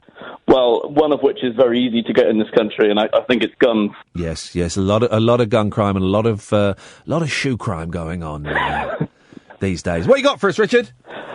Before what I phoned in about, have you seen the new Korean Billy video? Oh no! What's he done now? He's done London Roadman. Oh, Korean Billy. Hang on a second. This is let's. Oh God! Can you wait 3.5 minutes, Richard? Yeah, I could. All right. Gonna get a cheeky Nando's beefy mandem. That was bad jokes, blood. Your crabs are safe, fam. The so bait, fam. You ain't my chicken nuggets, innit? Right. What is brilliant though is he's wearing a black Adidas tracksuit. It's flipping brilliant. I'm going to do this from the beginning. Here we go. Roadman London dialect.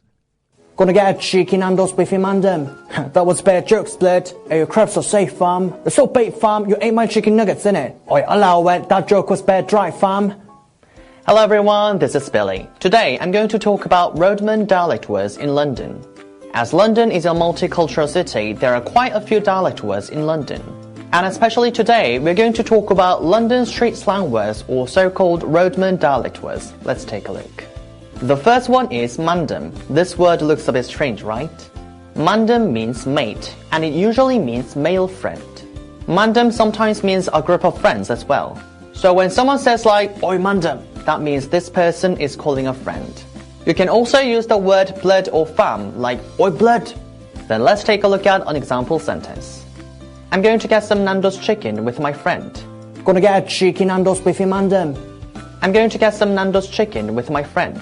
Gonna get a cheeky Nando's beefy mandem. The next one is bare. Bare usually means not covered, right? But in roadman dialect, bare means very or a lot. So when you want to emphasize a meaning, you can add the word bare, like bare cool. Also, when something is very funny, people sometimes say bare jokes. For example, that was very funny, mate. That was bare jokes, blood. That was very funny, mate. That was bare jokes, blood. The next one is crabs. Can you guess what it means? The word crabs means trainers. Many roadmen are interested in cool trainers, so you would often hear this word from roadmen. So when a roadman says like, I need new crabs, that means this person needs new trainers. Never heard that word. The next word is safe.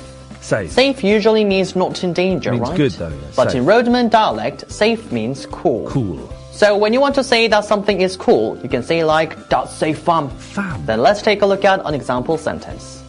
Your trainers are cool, mate. Hey, your crabs are safe, fam. Your trainers are cool, mate. Hey, your crabs are safe, fam. What the next one is bait. You might think of fishing when you hear this word, but it's not related to fishing. In roadman dialect, bait means obvious. What? So when someone says like, that's so bait, this person means that's so obvious. Then let's take a look at an example sentence. You obviously ate my chicken nuggets, right? That's so bait, fam. You ate my chicken nuggets, innit? You obviously ate my chicken nuggets, right? That's so bait, fam. You ate my chicken nuggets, innit? The next one is not a word but a phrase, and it is allow it. The word allow usually means give permission, right? Yeah. But the phrase allow it means stop it. What? So if a roadman tells you allow it, you'd better stop what you're doing. The last one is dry. Can you guess what it means? When we say that something is dry, that usually means it has no water in it, right? But in roadman dialect, dry means boring. Okay. So when you want to say that something is boring, you can say like, that's dry, mate. Then let's take a look at an example. He's putting a very stern face. Stop it, that was so boring. Oi, allow it, that joke was bad dry, fam. What? Stop it, that was so boring. Oi, allow it, that joke was bad dry, fam. Now we know some roadman dialect words in London. I know my accent is not perfect, but I hope this one helps you to understand some roadman dialect. I don't know what a roadman is. And that's it for today. Don't forget to subscribe my channel and share this video, and I'll see you next time. I've shared Bye, it. Mandem. Thank you for that, Richard. No worries. I don't know. Now, we know that you hate the North. And you bum the South. I've never heard the phrase roadman before. Oh, really? It's like someone who knows their area really well. Is that that's an actual phrase, is it? Yeah, they may be a drug dealer or something, but they generally know sort of the area well, and they know everyone. I've learned something. What's funny, and I've tweeted the link to that video. They're really worth watching as opposed to just listening to. Is when he's doing the London voice, he furrows his eyebrow and looks really angry and aggressive. It's when Standards Billy freezes and Roman Billy lights up. I found that the funniest thing in the world.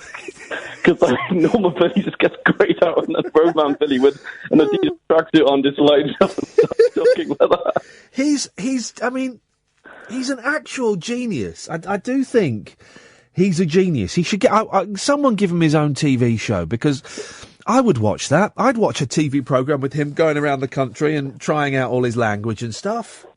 I'd love to see him actually sort of go to the areas where he's doing his accents and just sort of try and start a normal conversation with the people there. He's like, what are you talking about? Thank you for that, Richard. I appreciate that being flagged up in my general direction. But that was that was only the hors d'oeuvre. That wasn't even what you were calling in about. But no, it isn't. It's sort of Trump related, but it's not about Trump. Yeah. It's about it's like a story about KGB blackmail in the past. Oh yeah, beautiful. So like the first president of Indonesia, what is alleged that they've done to Trump, they did a similar thing to him. Oh yeah. But he was known as like being a bit of a ladies' man. Yeah. So when he visited Moscow, they sent what meant to be Russian flight attendants to his hotel, and he entertained them for the evening. Yes. And then later on, the KGB took him to like a private cinema and showed him this video. How embarrassing! And apparently he was delighted. And he thought it was like a gift from the Soviet government. And asked them for more copies so that he could take them back to Indonesia and show people, sort of demonstrate his prowess. Isn't that beautiful? I have no idea. Sort of like that's probably been embellished over time, but it's the best story ever. Isn't that beautiful? I mean, it would be great if we lived in a world where people's sexual kinks and whatever, people weren't shamed by them.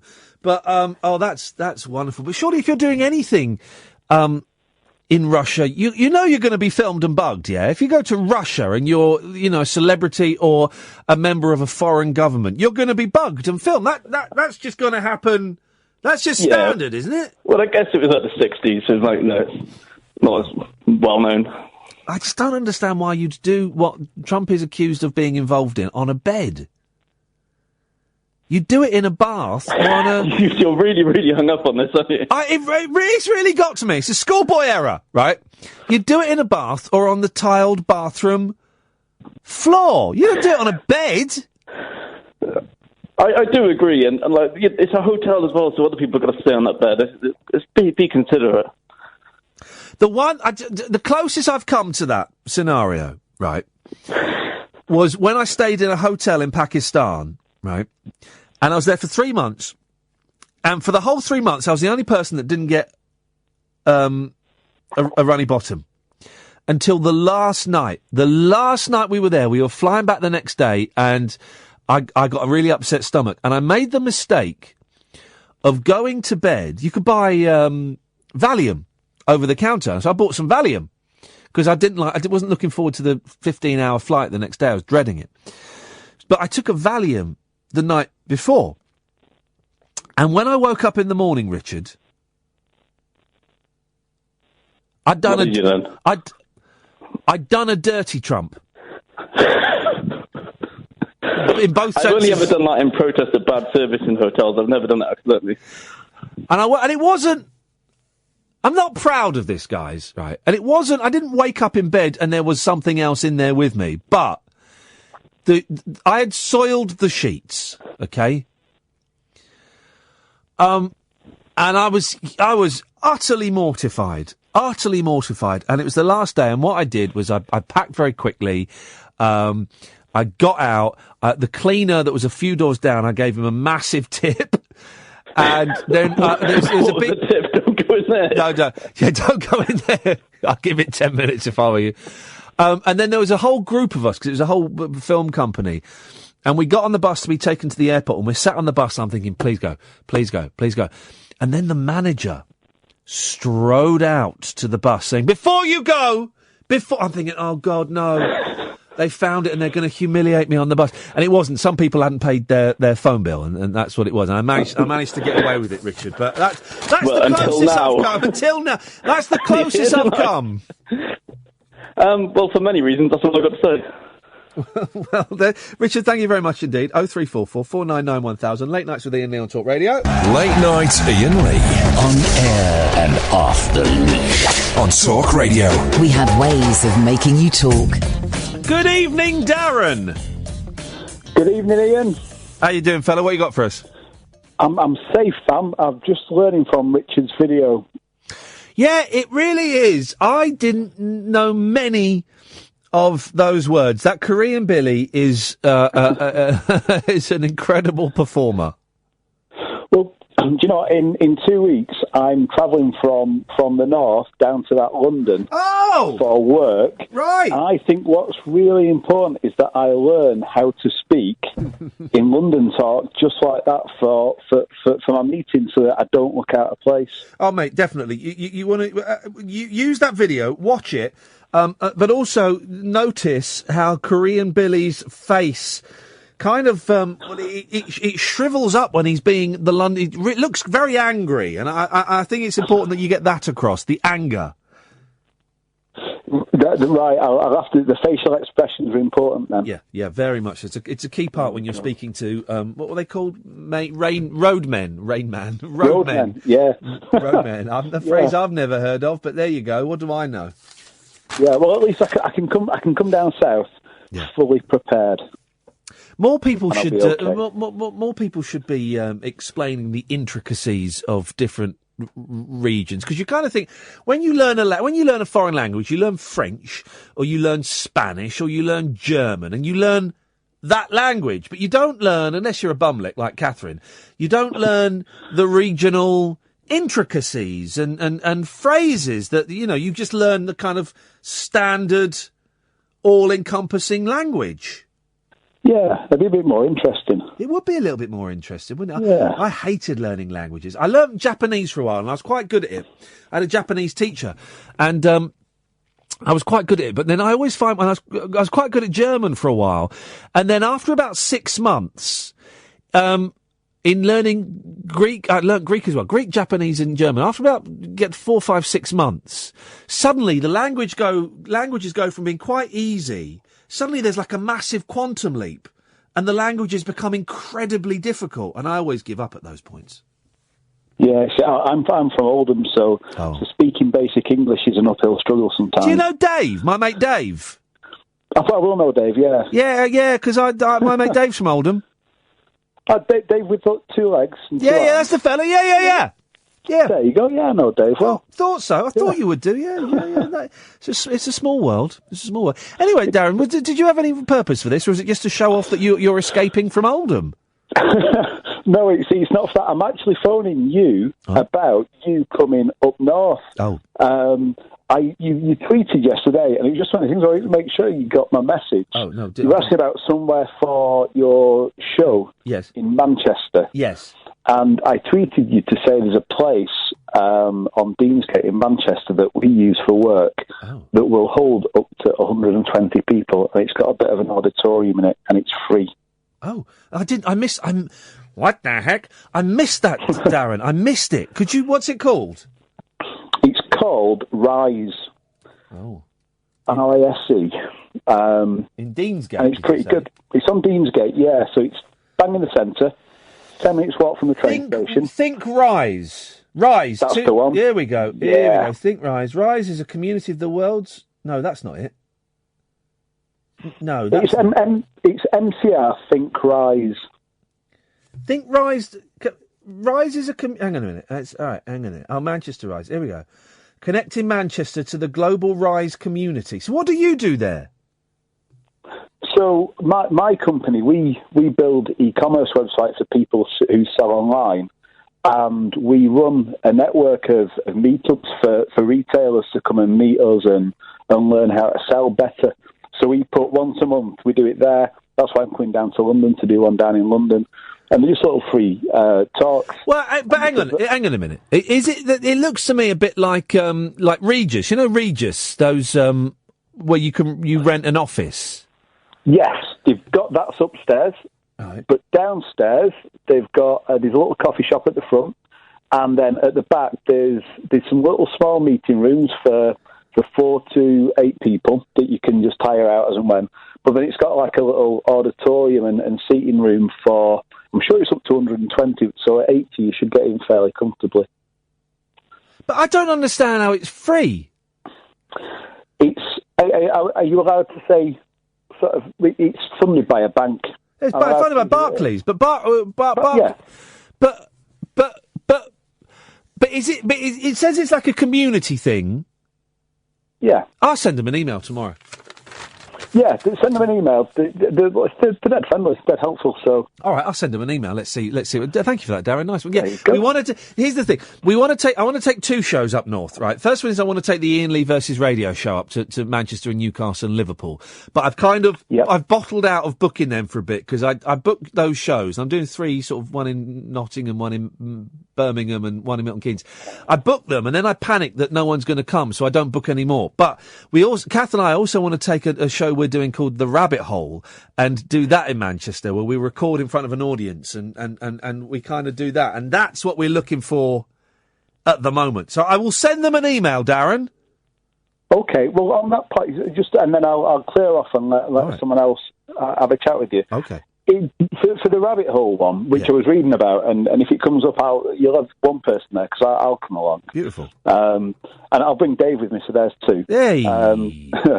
But if you need sort of TV production facilities, there's loads of places up, because not just Media City, but there are some smaller places that you could use, and there's one called the Sharp Project that you might want to check out.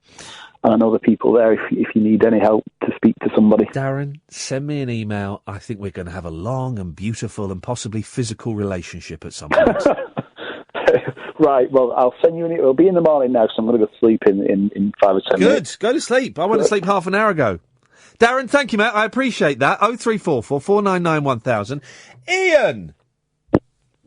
Yep, hello? Yep, that's it. We're in. How are you spelling your name, Iain?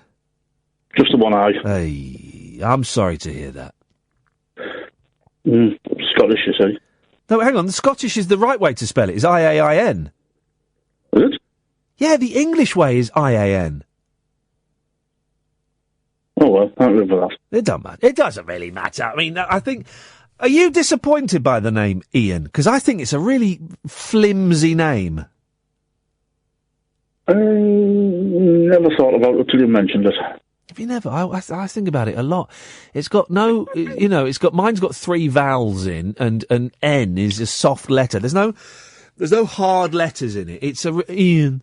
It's a real nothingy name, I think. As I say, never thought about it. Okay, fine. That's fine. That's fine. What have you called in for, fella? I caught your tweet earlier about the Tazapine. Mate, yeah, I think I've made a terrible mistake coming off that. Yes, you have. Cold turkey.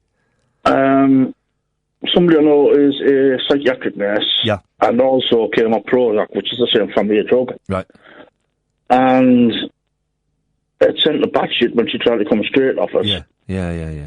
And eventually, the only way she could do it was over a period of about 9 months to a year. Yeah. She did it by, for the first month, getting rid of Mondays. Oh. So you take one a day. She skip Mondays every week for a month. Yeah. Then the second month will be skipping Mondays and Thursdays and so on and so forth. Oh, God. I you need to do it like that. I realised I was being foolhardy. I thought I was better than I actually was. The thing for me, Iain, was the weight gain. I put on like a nearly 2 stone, and that was really upsetting. And I kind of felt okay, and I thought, right, I'm gonna come off it. And I read up on it, and I looked at it, And today, no exaggeration, today I wanted to jump in front of a train. Honestly, I felt so... I woke up and I was in tears and I couldn't get out of bed for a couple of hours. I made myself go to a gym class. God knows how I got there. But I was in the car, parked up at the gym, in the car in tears. And somehow I got into the gym and then I got out and I went home and just lay in bed all afternoon. And I nearly cancelled the rest of the week of doing this, and got some lovely things this week 'cause it's my boy's birthday this week and next week. And I'm dreading it. You know, I'm absolutely dreading it. So I'm making an appointment with my psychiatrist, but that's going to be a week or so. And I'm kind of thinking this weekend I might go back on the pills. Go back on them tomorrow and just skip one day a month, 1 day a week for a month, and then 2. Yeah, it's honestly, Iain, thank you for your concern, mate, and thank you for telling me about your friend. Honestly, mate, I felt absolutely lousy today. Absolutely lousy. God knows how I'm managing to... Well, the first hour of the show was great because we had Nathan there, but I don't know how I've managed to fake this second hour and convince people that I'm not, absolutely hating myself and wanting to jump off a building. There are some sort of alternative things like St John's Wort and 5-HTP. Yeah, I don't know if I buy into the St John's Wort. I think I tried it years ago. I don't know.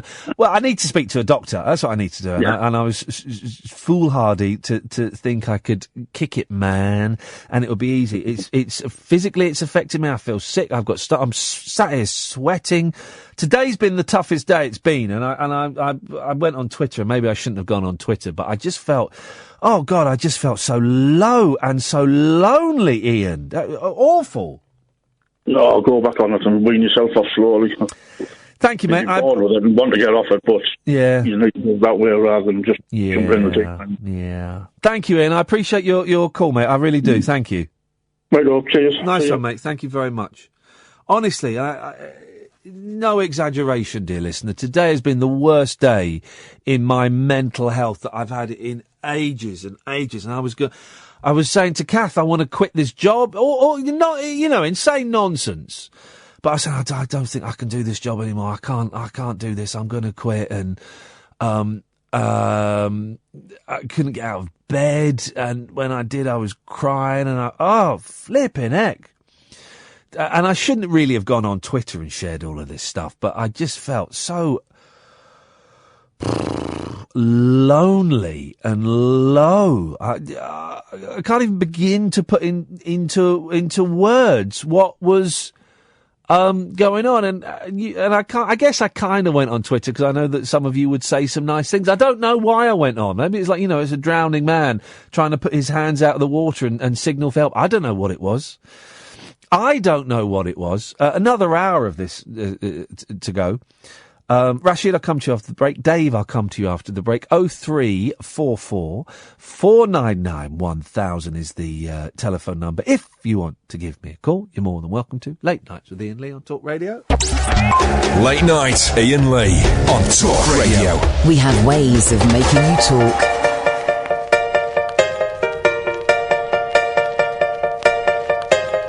I'm a titty man, you're a titty lady. I'm a titty man, you're a piece of lazy.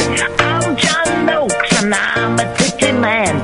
I'm Steve Hawking, I'm a titty man. But I'm a titty man, you're a titty lady. I'm a titty man, you're a piece of lazy. I'm John Noakes and I'm a titty man. I'm Steve Hawking, I'm a titty man. But true identity. True identity. I'm a titty man. No one knows what they're gonna see.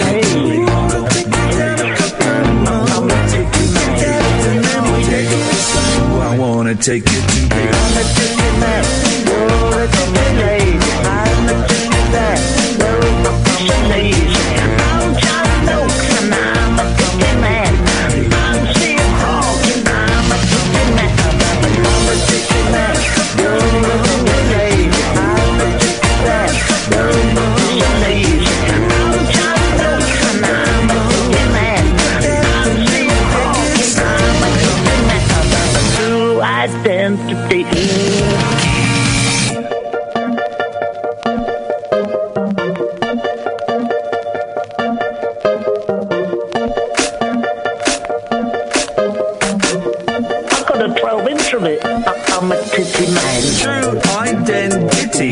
I'm a titty man. True identity.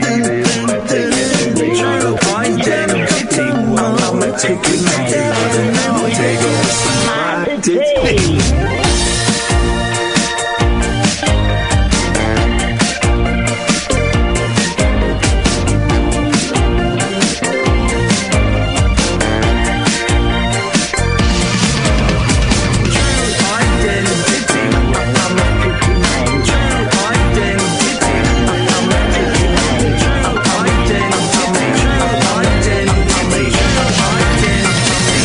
I'm a titty man. I'm a titty man. You're a titty lady. I'm a titty man. You're a titty lady. I'm John Stokes and I'm a titty man. I'm Steve Hawking. I'm a titty man. I'm a titty man. You're a titty lady. I'm a titty man.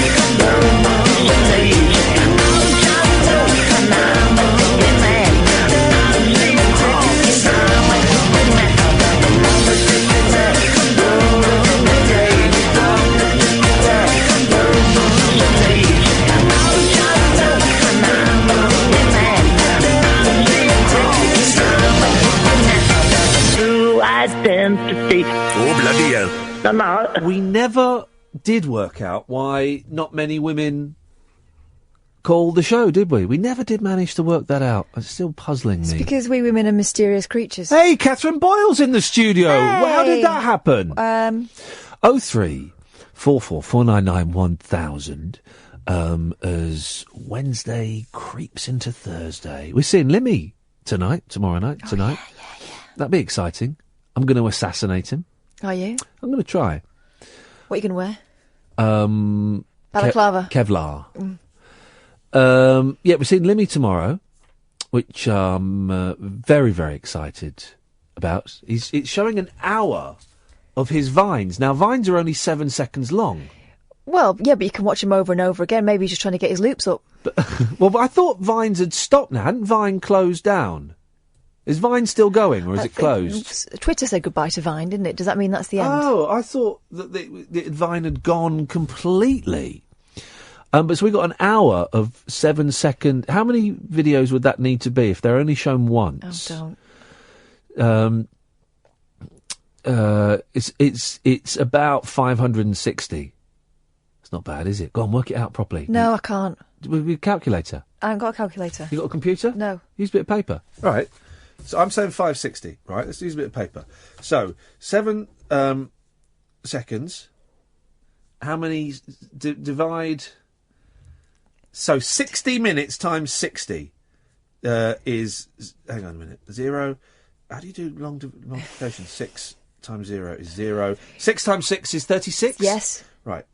So that's 3,600 seconds. Divide that by 7, 3,600. This is how you do it, guys. 7 doesn't go into 3, so you carry that over. 7, 14, 21, 28, 35. So that's 5, you carry the 1 over. 1, you carry the 3 over. 7, 14, 21, 28. That's 4. 514.2. Oh, you were... Is that right? Your guesstimate was... if that's right, then your guesstimate was... Well, is that right, Ed? I just did maths the old way. I know you did. With a bit of paper in my fingers. Guys, if there is a nuclear war, we'll be okay. Come to me. I can survive without technology. Did you use technology, Ed? Yeah, you see? See what I just showed you there, though? What's my that? Achilles heel. I can't. If people put me on the You spot with panicked maths, then, I didn't panic. you? I really do. You panicked. But you could translate the answer into Spanish. Yeah, claro. So, this could be great. Oh, I did, I remember now to do long division. That's incredible. I'm genuinely impressed by that. Yeah, you should be. And there's me. I'm going back to 15-year-old me going, we won't never need this. If only Mrs. do need Navabi had the foresight to say, well, Ian, in 28 years' time, you'll be hosting Britain's least listened to late night phone-in radio show, and you'll need to work out how many vines you can see in an hour. And I'll say, what's a vine? And You'll say, know. You'll know. Mm-hmm. You'll know, young man. Well, that's exciting. So we're going to watch 514 vines. He'll be talking in between, though, won't he? So I thought they about were 500. Well, no. The hour is separate from the talky bit. There's going to be a talk, isn't it? I don't know. Isn't it the dweeb guy? Not dweeb. I want to do an impression of him. Well, now, him. Well, when I came up with the idea for Alan Partridge, him. Oh! Armando Iannucci. Iannucci. It's Iannucci, isn't it? Is it Iannucci's hosting it? So is Limmy going to be there at all? Limmy's there, but Iannucci's going to interview him. Okay. Hey, this is proper. Proper. But how times have changed, because 3 years ago we'd be saying, oh, I have to see Armando Iannucci. Now it's like, oh, he's going to be there as well. I have to see Limmy. He's going to be there as well. We might film a little 360, not in the venue, that would be bootlegging. But, oh God, when are we going to get 360 bootleg videos? I used to be a big fan in the 90s. I used to go to Camden Market in London before it became owned by the council. And there was a bloke there, a really nice bloke. I think his name was Dave. I used to talk to him a lot. And he had in the market, had a big rack of VHS videos, bootleg videos. And so it was like rare Beatles stuff and all of this. But he also had live concert videos shot at the back of the auditorium on a big VHS camera. It was shaky, it was awful. And I used to love bootleg live concert. But now you can do it in 360 degrees. So you can look around, you have the goggles on, you can look around and say, oh, that's there and there. Oh, there's the band. It'd be brilliant, wouldn't it? Yeah, almost as good as going to an actual concert and experiencing it like a human being. Much better than that. I hate going out. David! Good evening. Good evening, David. I've got two questions for you.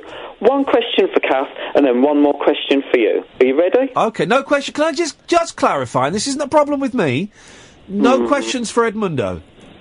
No. That's fine. No, that's fine. And I think that's probably right. I think that's right. Yes, David. Okay. First question for you, Ian. I've just remembered who you are, yeah. Yes. I'm a first-time caller. How can you remember me? Sorry, I thought I recognised your voice and the fact that when you phoned in, the name Dave came up. You don't. No. Okay. Right. First question for you. What's your favourite Shaking Stevens song? Well, I've heard that his new album is excellent, but I haven't. Oh yeah. I haven't heard it, so it would have to be the Christmas one. Snow is falling. Snow is falling. No, it's not. It's oh, Julie, if you love me truly. Oh, Julie, you be my very own. It'll be oh, Julie. Yeah, that's what I thought you were going to say. Oh, okay. So predictable. Yep. You don't... Kath, have you got any input on Shaking Stevens? Well, hang on a minute. I like the green door. You said there were two questions for me, then one for Kath. You didn't say that there were supplementals.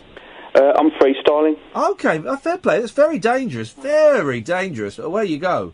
My favourite Shaking Stevens song was You Drive Me Crazy. Dun, dun, dun, dun. You drive me crazy. Because he can say his R's properly, can't he? He just chooses not to there, yeah. It's his decision to not say the R's properly, and you have to respect that. Okay. Lovely. I'm glad you cleared that up for me. Okay, next question, David. 7 words for you. I only want to help you, Roland. Now, when the girl said Roland, do you think the director thought, why did she say Roland? It's Roland. Or do you think he just thought, we'll go with it? Or do you think he said to her, I want you to say Roland? You've worked in TV, you probably know this. I have given this a lot of consideration. Yeah. I think she'd never heard the word Roland before. Really? Yeah. And she saw it written down, and she said to her mum, Mum, how do you say this? And Mum's gone, well, it looks like Poland, so must be Roland. Yeah. And you don't think they do any rehearsals at No. And I think, well, here's the thing, right? Let's put all our cards on the table. She was a black girl, right? She was. Yeah, you can say that now. You can say that now. Right. But I think the director, who would have been white, would have felt uncomfortable correcting a black girl on her pronunciation of a name. He would have been. He was worried he would have been perceived as a racist. Hang on, it was the 80s. They didn't care then. Oh, but in the arts they did. It was probably not Phil Daniels. Who is it? Redmond. Phil Redmond. You know, very right on. I'm going to let. You know, I'm from Liverpool. I'm Phil Redmond. You know, I'm going to. He would have wanted to be authentic. Yeah. So I think that they were feared of a racial backlash, David. So they kept it as is. And it's become a legendary line, hasn't it? Roland didn't because she fancied him. No, she was just kind. No, she fancied him. I just want to be your friend, Roland. No, I just want to help you, Roland.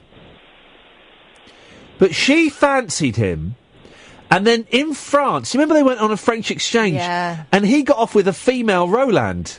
There was a girl with a beret. You looked exactly like him, and he got off with her, and so the Roland girl, and none of us can remember our name because we're all racists. No, wasn't it something like? Did you give it a D? Datty. No. She. Anyway, I think it was racism. Okay, that's not the answer I was expecting, but I'll just freestyle him. Pardon? I'm just freestyling. Okay. Hang on a second. Let me just see what this is. Hang on a minute. This could be good. Hang on.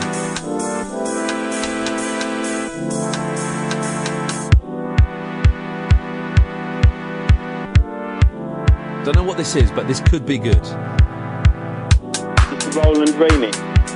I think it might be. No, there's no Roland in it. I listened to it myself. Oh, doesn't it say I only want... It doesn't say it? No. At all? No. Oh. Is it just by Roland? Because he did become a DJ, didn't he? So you've listened to the whole... Yeah.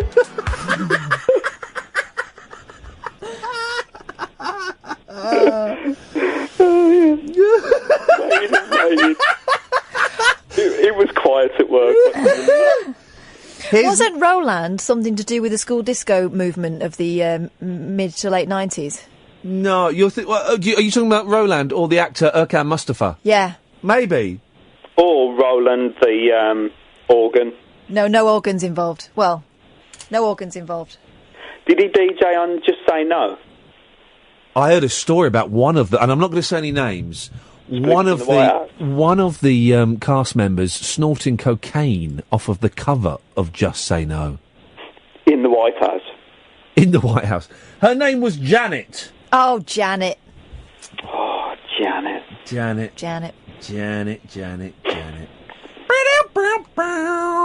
Right, Kath's question. Kath, I want to tell you, you'll know this already, but the French language is so much better than the English language, isn't it? Well, if it was, they wouldn't have to keep nicking from us, would they? But carry on. What, you mean like le weekend? Les baskets. Le shopping. They haven't got a word for basket or shopping. Basketball. Le shopping, weekend. What else do they have? Well, hang on. What do they call a basket in French? Le carrière? No, it would be a... Oh, she can do the clever stuff, but not the basics. She's sniffing her armpit like Kevin Kline. Where's Katya?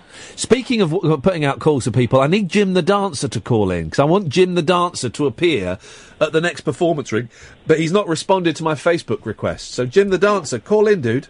Anyway, I can't remember. Go on.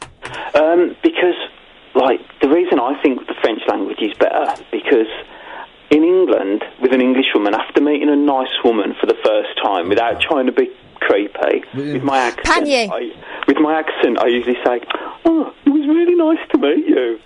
But in French, you say, "Enchanté." Enchanté de te connaître. That's my favourite word, enchanté. Enchanted. But why would you ever meet a French woman? Oh, I did an exchange at college. Went out with a French girl for 7 years. Hang on, I don't think that's what you're meant to do. Yeah, well... But was it one of those girlfriends where none of your friends met her and you'd say, oh, no, yeah, you don't know her, she lives miles away. She lives in another country. Was it one of those girlfriends? No, she's actually moved to England. Did she? And did it work out when she moved here? Because I had a Spanish boyfriend once, and when he came over and started speaking English, the thing went... Well, 7 years, so... So, no, it didn't work out. So, no. Final question, Dave. Final question is, have you got a case on your phone? Yes, I do. All right, thank you. Bye. He was the one who rang up with the French version of... No, he's not. He's a first-time caller. Okay. He sounds a lot like the guy who rang up with the French version of... Dallas? Heart to Heart? Heart to Heart. That'll be the fella. The radio show for people who know the best part of the day is the night. Late Night Iain Lee on Talk Radio. We have ways of making you talk. Good evening, Rashid. This is not Rashid, this is Bob. I'm calling from Connecticut in the USA. Oh, sorry, the screen must be a little bit sticky. Good evening, Bob. Yeah, first of all, I want to say Grange Hill was a great drama from the 80s about the comprehensive life in the inner cities of the UK. Yep, definitely. And second of all, I hear that you've got a ban on Trump. Well, I was toying with the idea of lifting the ban on Trump. Well, that's what I wanted to say, actually. I want to say that right now, if you allow me. I'm allowing you, yes. I want to say, lift that ban, lift that ban, lift that ban, lift that ban. Join in with me, lift that ban, lift that ban. Did you want to say anything else? Yeah, once you, are you going to lift the ban or not? Well, I mean, you could. I've said you could talk about him. Well, you've been talking about him for the whole night, so you've lifted the ban already. Well, so the lift the ban chant was pointless. Well, you say that, but I don't think so. Well, but if the ban had been lifted, thereby chanting lift that ban after the ban had been lifted is pointless. Well, I'll tell you what, put the ban back on. Put the ban back on until he's inaugurated in a few more days. Then, maybe, lift the ban. Okay. He sounds like James Brown, doesn't he? I was thinking it, and then it went a bit sort of Muhammad Ali. Yeah, there's a little bit of that. Heard disappointing story about one of the monkeys today. Oh, no. Yeah. It's just rumours. Is it fake news? Well, it fits in with other stuff I've heard about a fan approaching for an autograph. I've seen it happen, actually. And being told... This is a concert venue, apparently. And someone who worked at the venue approached this gentleman and asked him for an autograph. And the guy said, no, I'm not in a good space. I'm not signing anything. And then the story continues that person then, the artist then complained to the venue that he'd been approached by a member of staff, and that person got the sack. Now, I don't know if that's true or not. But it certainly ties in with things I have seen and have experienced myself. The thing is, if he did that and he complained, unless he explicitly demanded the sacking of that person, it's not entirely his fault the person got sacked. It's the venue not looking after their own, Why isn't would it? Why would you complain? How difficult is it to go, yeah, sure. Because... No worries. Because that's what some miserable old men do. Yeah. You know I've got beef. Yeah. Got beef there. It's disappointing when people you have respected and admired and looked up to and been heroes, literally since I was a toddler, don't live up to the image you have built up in your head or the image of a pleasant person. Yeah. I don't know. But... Yes?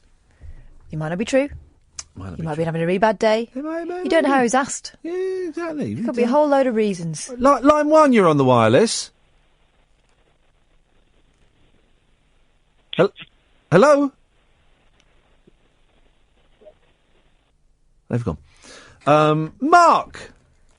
Hello. Hello, Mark. What you got for us? You know, when you were talking about the Trump conference earlier, yes, and you said you'd wish that all the journalists had worked together. Yes. I always think the same thing whenever, like, someone wears a shocking dress on a red carpet. Oh. I wish that all the photographers would just no-sell it and, like, that's when they're going to change their film or whatever. When you say shocking, do you mean like... With the knickers showing? Yeah. Like the meat dress or, you know, the Lady Gaga thing. But when they're purposely being shocking and stuff and they want attention, I wish they would just be like, no. But none of it. Like the few times I've walked down a red carpet, that's the reaction I get. They turn round. Yeah, they turn away and they chat, and I can walk down there very slowly, you know, double back on myself many times. In a meat dress. In a meat dress. And still, nobody looks... Yeah, I know what you mean. Trump's going to be fascinating as a president. Yeah. Because he's nuts. He's properly nuts. But it's TV gone mad, isn't it? It's like reality TV come to life. What do we reckon? Assassination, impeachment. What do we think's going to get him first? He can't I'm serve with his your full term. assassination theory. Oh. Go on, Kath. I feel really uncomfortable, you know, in the sort of political climate, and it's been heady here, hasn't it? And it's extra tense there. You know, I don't think that's... Of course, and we're not encouraging anyone to do it. No. And it frightens me that it might get to that point. But at the moment, it does feel like they're freewheeling towards something, and it can only be something bad. It's the world is a very dark place at the moment, and I know we talk about being mean and miserable on the radio, and how that is now kind of the norm in this country, and certainly in America, even more so in America. But and because imagine though if he got shot and it was a British guy, why did you do it? Well, I was listening to this late night phone-in show, and it just put the idea in that. No, we're not, of course, not encouraging it. We wouldn't celebrate it if it happened. You know, so we have to say that because some knob will complain. But yeah, I don't. This is a man who's obviously not been told no very often, and you know, political advisors. It's a joke, as if he's going to listen to anybody. He's so unstatesmanlike. That's the thing. He's not. Barack Obama, whether he was good or not, he was statesman. George W. Bush, he was an idiot, but he was statesman-like. He acted like a leader of a huge country. Donald Trump doesn't at all. Yeah, it's like a teenager on Twitter. Yeah, he does. The whole Meryl Streep thing was you just look at it thinking, dude, are you gonna stop this now, or are you gonna wait until after the 20th? The fact at the press conference today, he was still slagging off Hillary and saying, I won. You think, we know you won. That's done now. But obviously, that kind of betrays a deep-seated... Well, not even deep-seated. It's right there on the surface under his very thin skin. Yes. An insecurity there. He obviously knows what people are saying, and he feels like he's... I mean, this is a man who, when he's talking, he interrupts himself. Yeah. You know, he'll be saying this, I was a very great guy, I've got to say it's the best guy I've ever met. He does, he repeats himself, and he was a great guy. He was one of the best guys I've ever met, and I've met a lot of guys. He does that. He just keeps re-emphasising what he's doing. You listen to that press conference today, and every single... I mean, he said... It was a sentence turned into a paragraph, because it was a sentence followed by another sentence that meant the same thing, followed by another sentence that meant exactly the same thing. You think, he's like a kid padding out his essay. Yeah, very much so. I'm getting bored of people tweeting. Hang on a minute. Bored. How things are you, Mark? Have you made any more videos? I put a new one up a week or so ago from Nintendo New York. Oh! Have you had a go? What's the new Nintendo called? Is it the Switch? Yes. No, I haven't had a go. I'm not really a big gamer. Oh. I like retro games, but like... I introduced my boys to the wonders of Crazy Taxi last week. They loved it. That's just a smash-up, isn't it? Oh, it's an old Sega game, man, and it's just hilarious and stupid, and you've got to drive a taxi round at ridiculous speed to get from one place to another. And it's what's great, and it's been so many years since I've experienced this. Just being in hysterics at a stupid video game. Absolutely hysterics, laughing and screaming. When the boys play Pac-Man and they scream at that. But just screaming because they're driving around in a stupid car. Wonderful. Wonderful. Nice one, Mark. Nice to talk to you, man. Yeah, I was just wondering, because you'd had like a really pony day. Yes. You wanted to call me a muppet and hang up on me. Do you know what, Mark? I don't feel up to it. Can I do it? Yeah, go on. Yeah. Mark, you muppet. There he's gone. Oh. Loser. Late night Iain Lee on Talk Radio. We have ways of making you talk. 0344 499 1000 is the telephone number. Now, of course, I feel very queer. Very hot and sweaty. It's actually quite chilly in here. I'm absolutely boiling. I'm going to... let me just focus for a second and reset. Right. Friday the 13th this week. Oh. Yep. Anything special planned? No, I'm just here. Listen to these slackers. Because it's just a day. It doesn't mean anything. 1 in 20 people... Edward, get that phone call now. 1 in 20 of us are so superstitious, we say we will not leave the house this Friday the 13th to minimise the risk of bad luck. Don't believe it. What a load of idiots. You don't believe that they... I don't believe that's true. I don't believe that statistic. I think that's fake news. Whoa, hang on a minute. Who's this survey by? Mecca Bingo. Ah. They're not part of the fake news problem. Listen, if you can't trust Mecca Bingo as a news outlet, who can you trust? Are they trying to say that's why people won't be playing bingo on Friday? A survey found 80% of Brits consider they are superstitious, with many having rituals. I'd buy into that. Most common is lucky socks, followed by touching wood. Oh!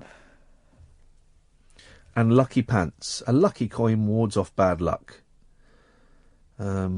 Claire Taylor, 31, of Hastings, East Sussex, called herself very superstitious and plans a duvet day this Friday. Here we go. She had a nightmare the last Friday the 13th. This is... well, listen. After the last Friday the 13th, last May, when she crashed driving from the shops, then dropped a bag and two wine bottles smashed all over her kitchen floor. So there's proof. What happened the Friday the 13th before that? Was she fine? Well, it doesn't go back. The data doesn't go back that day, but there's proof that Friday the 13th is actually a particularly bad day. So I might be doing the show from home. God, I'm out all day doing Sam Delaney's TV show, then I'm doing a Lols, then I'm doing this rubbish. Stu! Hello, mate, how you doing? I'm all right. Stu, what you got for us? Right. Oh. You were talking about Hunt for the Wilder people the other day. The what? Hunt for the Wilder people. Oh, that terrible film, yes. Yeah, all right. I get that. Well, I don't get it, really. But, do you get it or not, Stu? Make your mind up. No, I don't get it. Tell me, Mike. Come on. I went to Australia. God, this is giving a massive clue, isn't it? In June, and I went with my family, niece and nephew, and I really, really liked it. And I'm a massive film buff anyway, and I thought it went against the grain. I thought it was fantastic. Well, but you liked it just because you were in Australia? Yeah, just because I was in Australia, But I thought it was in New Zealand. Yeah, well, maybe there's a tie in there. I don't know. Maybe there's a thing. I'm confused. Maybe there's a thing. What do you mean there's a thing? Maybe there's a thing. I don't know. What do you mean maybe there's a thing? Oh, right, I'm going to let you go because I've got no idea where that was going. And we're being overly cautious with... we dumped that, didn't we? We're not overly cautious, but I'm being stricter with swear words, and that came from absolutely nowhere whatsoever. I didn't get the point he was making. He went to Australia and maybe there was a connection. With what? With why he liked it? What? And it was one of those phone calls. You know the phone calls, Kath, where I'm having to do all the work. You know, and it's my job, but I didn't know what he was. He didn't know what he was trying to say. He was trying to say that he liked a film that I didn't like. Okay, right, and Well, anyway, end of the conversation is the F-bomb, so that's that. Britain has become and I'm glad because this is the only sport I'm into. Darts. Parkour. I'm good at this. And to illustrate what parkour is, they have a picture of a boy jumping over a fence with the title "Jump." Parkour is popular. Can you see that? That looks like a still from Kes. Well, you wouldn't know that was parkour. Britain has become the first country in the world to officially recognise parkour, or free running, as a sport. Recognition from all 5 UK sports councils means organisations such as Parkour UK and the Iain Lee Parkour Gang can apply for government grants and national lottery funding. Now, what funding? I mean, with the Iain Lee Parkour Gang, we all pay 20p a week subs, but that's for sweets, though, isn't it? Yeah. And fizzy pop afterwards because you're all a bit thirsty. But what funding? Because you don't need anything. You just go and do it. Unless it's to get you a bus fare to go to run a different pavement. It then goes on to describe what parkour is. Free runners use running, jumping and climbing to move across difficult terrain. We saw those kids doing, like 7-year-old kids doing parkour. They jumped on a bench. That was funny. Yeah, but in his head he was doing something proper dangerous. Oh, gosh. Steady on. Founder of the discipline, Sébastien Foucan. Let me have a look. Sébastien Foucan. Founder of the discipline. Sébastien Foucan. Sébastien Foucan. Isn't it funny? I just dumped a guy for saying that, and now I'm saying it several times. It's the person's proper name. One more time for luck. Founder of the discipline, Sébastien Foucan of Parkour UK. He found. How can you invent? He started running, and people said, "What are you doing, Sebastian?" He said, you, "Follow me." How can you invent jumping over a bollard? We used to do that when I was kids, and then we do apple turnovers on a. You know, you do apple turnovers where you roll over. Yes, yeah, I could do them. Which led the drive for recognition. Said, "We are making history. We celebrate activity and playfulness whilst challenging mental and physical limits." Wow. Tracy Crouch, Parliamentary Under-Secretary of State for Sport. Ooh. Oh, look, well, they put that together. That's Puss. Parliamentary Under-Secretary of State for Sport. Puss. Said, the sport promotes movement and using the great outdoors to get active. I encourage people to don their trainers. She said don. She means put on. Yeah. I encourage her to doff her ridiculous Ponzi attitude. Don her trainers. I encourage people. Kids, you ready? Yeah, we're just donning our trainers, Dad. Well, don them a bit quicker. I told you to don them trainers 5 minutes ago. Don your coat on. It's freezing out. Are you sporting your coat? Don your blooming scarves, guys. Come on, it's cold. Dad, can you... Don't what are you doffing your coat for? Because I'm getting hot. Can you carry it? I knew you'd want me to... Just got it. Yeah? Don and doff. Take it don, take it doff. That's where it must come from. You're thinking of Flotsam and Jetsam. Oh. I encourage people to don their trainers and give it a go. Well, that's absolutely brilliant advice there from someone who hasn't got a clue. It can be actually quite dangerous. No. Well, the danger is part of the thrill. But what if you get in the way of someone who's, I don't know, doing a triple Selco off a bollard? Oh yeah, you're right. That could be very, very unpleasant. Late night, Iain Lee on Talk Radio. We have ways of making you talk. We don't get many calls in the last 15 minutes of the show, but the calls that we do get are quality. We haven't got any lined up now, but if anyone does call in, I bet they're quality. And if they don't, they're slackers. Absolute slackers. I'm a bit obsessed with David Bowie at the moment. I don't really like him. But Did you get into him at all today? No, I couldn't be bothered, actually. Couldn't be bothered. I felt miserable enough as it is. Although I did listen to the opening song from Station to Station, but I thought it was silly. It's too long. The Return of the Thin White Duke. But I saw this story the other day. Happened live. The Snyders from Mars blunder pressure. British Gas is accused of exploiting Bowie's death. Did you see this? I retweeted that. Oh, that's right, okay. Oh, jumping on the bandwagon. No, I was... Come on, guys. I was one of the first people in. Well... I'm at the cutting edge of tweets. Angry David Bowie fans. Oh. I wasn't angry, I thought it was funny. But they're a tough lot.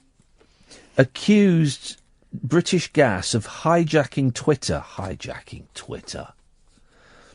On the anniversary of his death to plug boiler repairs. The energy giant chimed in with a misspelt tweet. All right.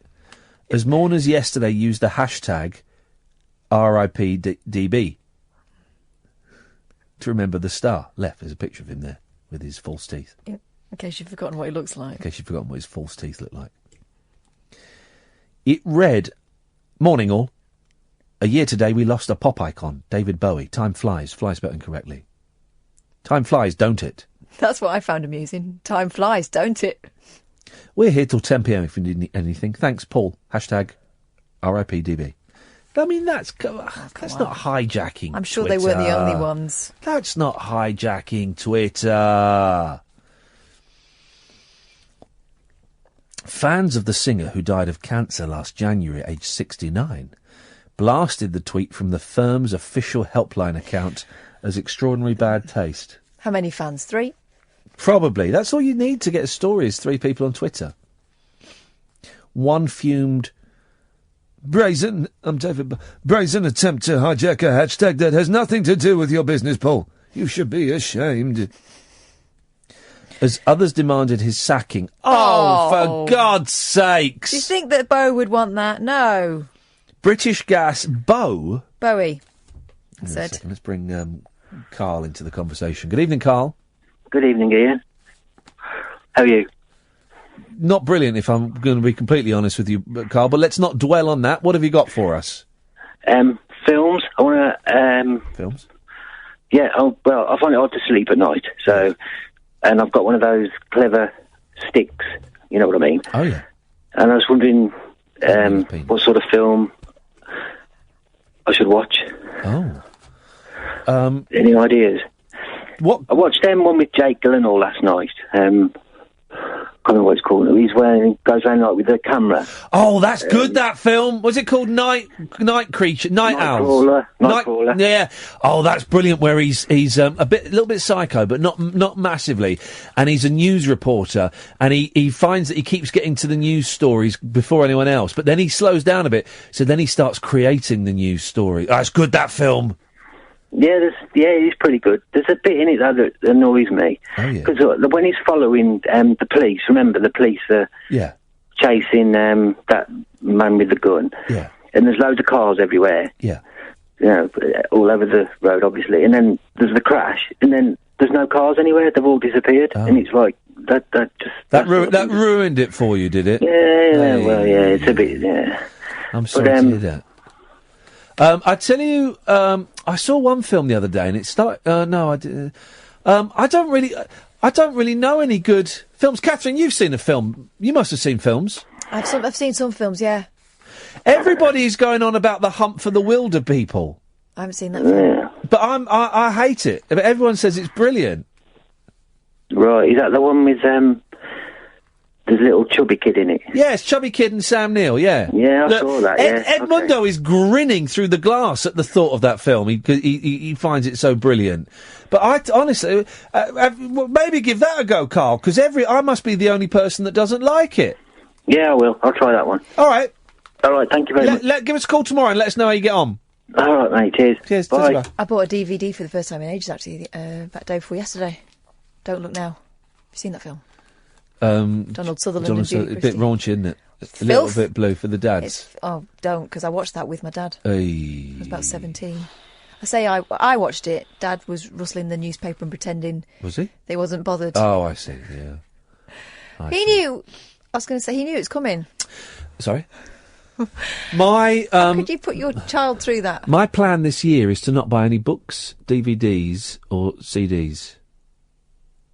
And so far, I've you know me. I think of something. I go, well, that's what happened to me with Don't Look Now. I thought I haven't seen that for ages. I'll have some of that.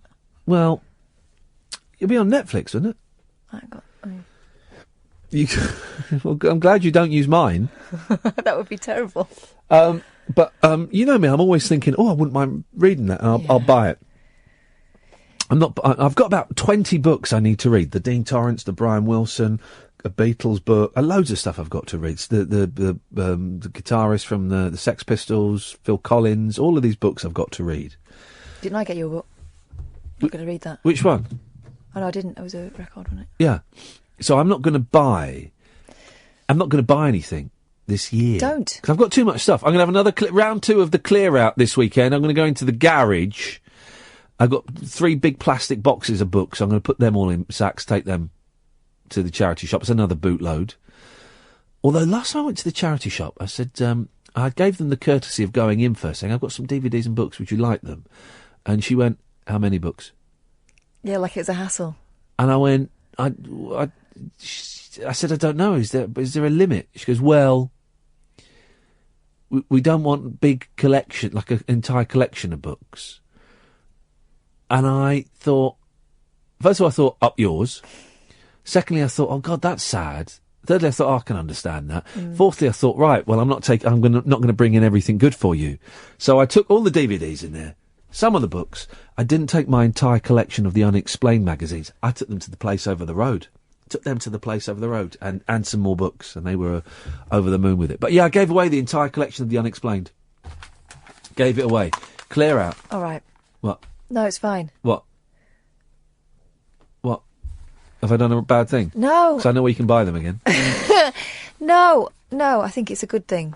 But, say it. Spit it out. Come on, I can take it. No, I think you're right to do it. And I'm just thinking, I need to do some stuff like that. Yeah. I'm trying to be better at... I'm trying not to buy things on impulse anymore. Yes. I'm not signed up to Amazon Prime anymore, so it's not like the easiest option anymore. Yeah. Because that is... I was beasting that all the time. Yeah. I do find, though, that things occur to me to buy for the kids. I'm not buying for myself, so things occur to me to buy for the kids. It's for me, too easy, isn't it? It's money, it's space, and it's the mess it creates in my head. Yeah. So I'm knocking it all on the head. You've got to do that thing of if it occurs to you that you want to buy something, this is what I'm trying to do. Those penny pinchers that we interviewed that time ages ago. Oh, yeah. He said... because I suddenly become obsessed with something and I have to get it, and it's done in 5 minutes and I think, what do I need that for? Yep. Hold on, if I still want it 2 days later, I'll get it. And hold on for one more day. And odds are I won't. Oh, lots of bare bums there. Who's this? Talk about a naked ambition. Talk about a naked ambition, travelling the world posing in the new. Cheeky Magdalena Wosinska loves stripping off for sexy snaps in locations. She's a pal of Emily Ratajkowski. Now that's anyway. 13. Gosh, talking of stripping off. Hey, something for the ladies and the fellas. I'm not fussed. £13 billion of old food is binned yearly, but most is safe to eat. British families are chucking out £13 billion worth of food annually, costing each household £700 a year. It's because we don't know how to... sniff things anymore. Well, we don't know how to sniff things. We are blinded by the dates, and people don't know how to make, like, bubble and squeak. Stuff, yeah. Or like a nice casserole or a stock. Saying that as I don't know how to do it. I wouldn't have a clue how to do it. You do? I know how to do it, yeah. Then why do you order Domino's a lot? I don't. Yes, you do. That's very accusatory. Well, I'm accusing you of lying. I don't. I do it occasionally. Yeah. If I'm feeling lazy, I know how to do this stuff. So often, this is another thing. Yeah. Working parents. Yeah. we buy enough food that will do, and then we'll find ourselves without anything that we Here can we go. knock something together with. I'm gonna give you foods, and you got to tell me how long after the sell-by date, use-by date, Right. they're good for. Mm-hmm. Okay, so these are the yogurt. How many days after the use-by date? Oh, I don't know. I'd just open it and sniff it. Yeah, you go, smell it. Stick your finger Yeah, in. 3 days. Milk? Oh, I've done way longer than 3 days. Milk? Again, it's Again. a sniffer, isn't it? Sniff. If it's at one slice or two, to chuck it. Hard cheese. Again. Well, I could do that. It says here a month. I could eat that months after. I mean, cheese Cheese is essentially mould. it's off, isn't it? So, and I've cut the ends off it as well before. And it goes a little bit. Although apparently you can restore it by dipping it in something. Here we go. So, how many days after the use-by date is salmon safe? Oh, salmon, I won't mess about with. 2 days. Mate, but you're poisoning your children. Use it by the use-by date. Fish goes off quickly and could cause tummy upsets if eaten after the use-by date. The kids don't eat salmon, Don't it's mess just with me. that. Don't mess with that. Okay, best before. Jam. Well, jam lasts forever. Jam, I mean, until it's growing mould on it. Yeah. And even if it's only a little bit of mould, I could work around that. Taste it. If it tastes fizzy, don't eat it. Frozen veg, well, that will last forever. It says here 3 months, that's rubbish. Cereal, 6 months, that'll last forever. Oh, so that doesn't last that long in my house anyway. Bread, 10 days. If you're lucky. Yeah. Bread goes pretty sharpish, doesn't it? Very quickly. Yeah, chutney lasts forever. Cereal bars. Well, they last forever. What the hell is wrong with people? And why is it saying here that organise your fridge. Fruit and veg should be at the bottom where it's cooler. In the crisper. This is actually in the newspaper. People are idiots, right? Yeah. Keep dairy, preserves and dressings at the top. Meat and fish should be in between. If the food looks a bit manky, it does not mean you need to bin it. Be more careful with fish and seafood. This is in the newspaper. The Sun, which is a brilliant newspaper. Your nose is a good guide. If it smells funny, the chances are something is wrong. Okay, that's the end of the story. That's news. That's the beginning of the story and the end of the story. Sniff it. That is news. Does it look off? What does it smell like? Is it all right? Yeah, you can have that. How is that a news story? Dear Britain, you are now officially all idiots. You're being told you've got to sniff. Well, everyone knows you sniff a bit of milk. Mm-hmm. And if you're not sure, you give it to someone else. Does this smell off to you? And if you're not sure, have a sip. Yeah. For God's sakes. People make me so angry. It's stupid people. That's it, guys. That's your lot. We are done for another day. Thank you to everyone who called in. Don't forget, of course, dear listener, you can download the podcast. If you go to iTunes... Big yawn there from Kath. Yeah, I'm tired. There we go. It's late. It's bedtime. But you go to iTunes or any of your usual podcast providers. Type in Iain Lee. Lo and behold, look at the delights that will come up. I should warn you, it's going to get shouty in the next few hours because it's the two mics, and they are very, very rude, grumpy old men. Ta-ta. Talk Radio. We got entertainment, and we're not afraid to use it. Talk Radio.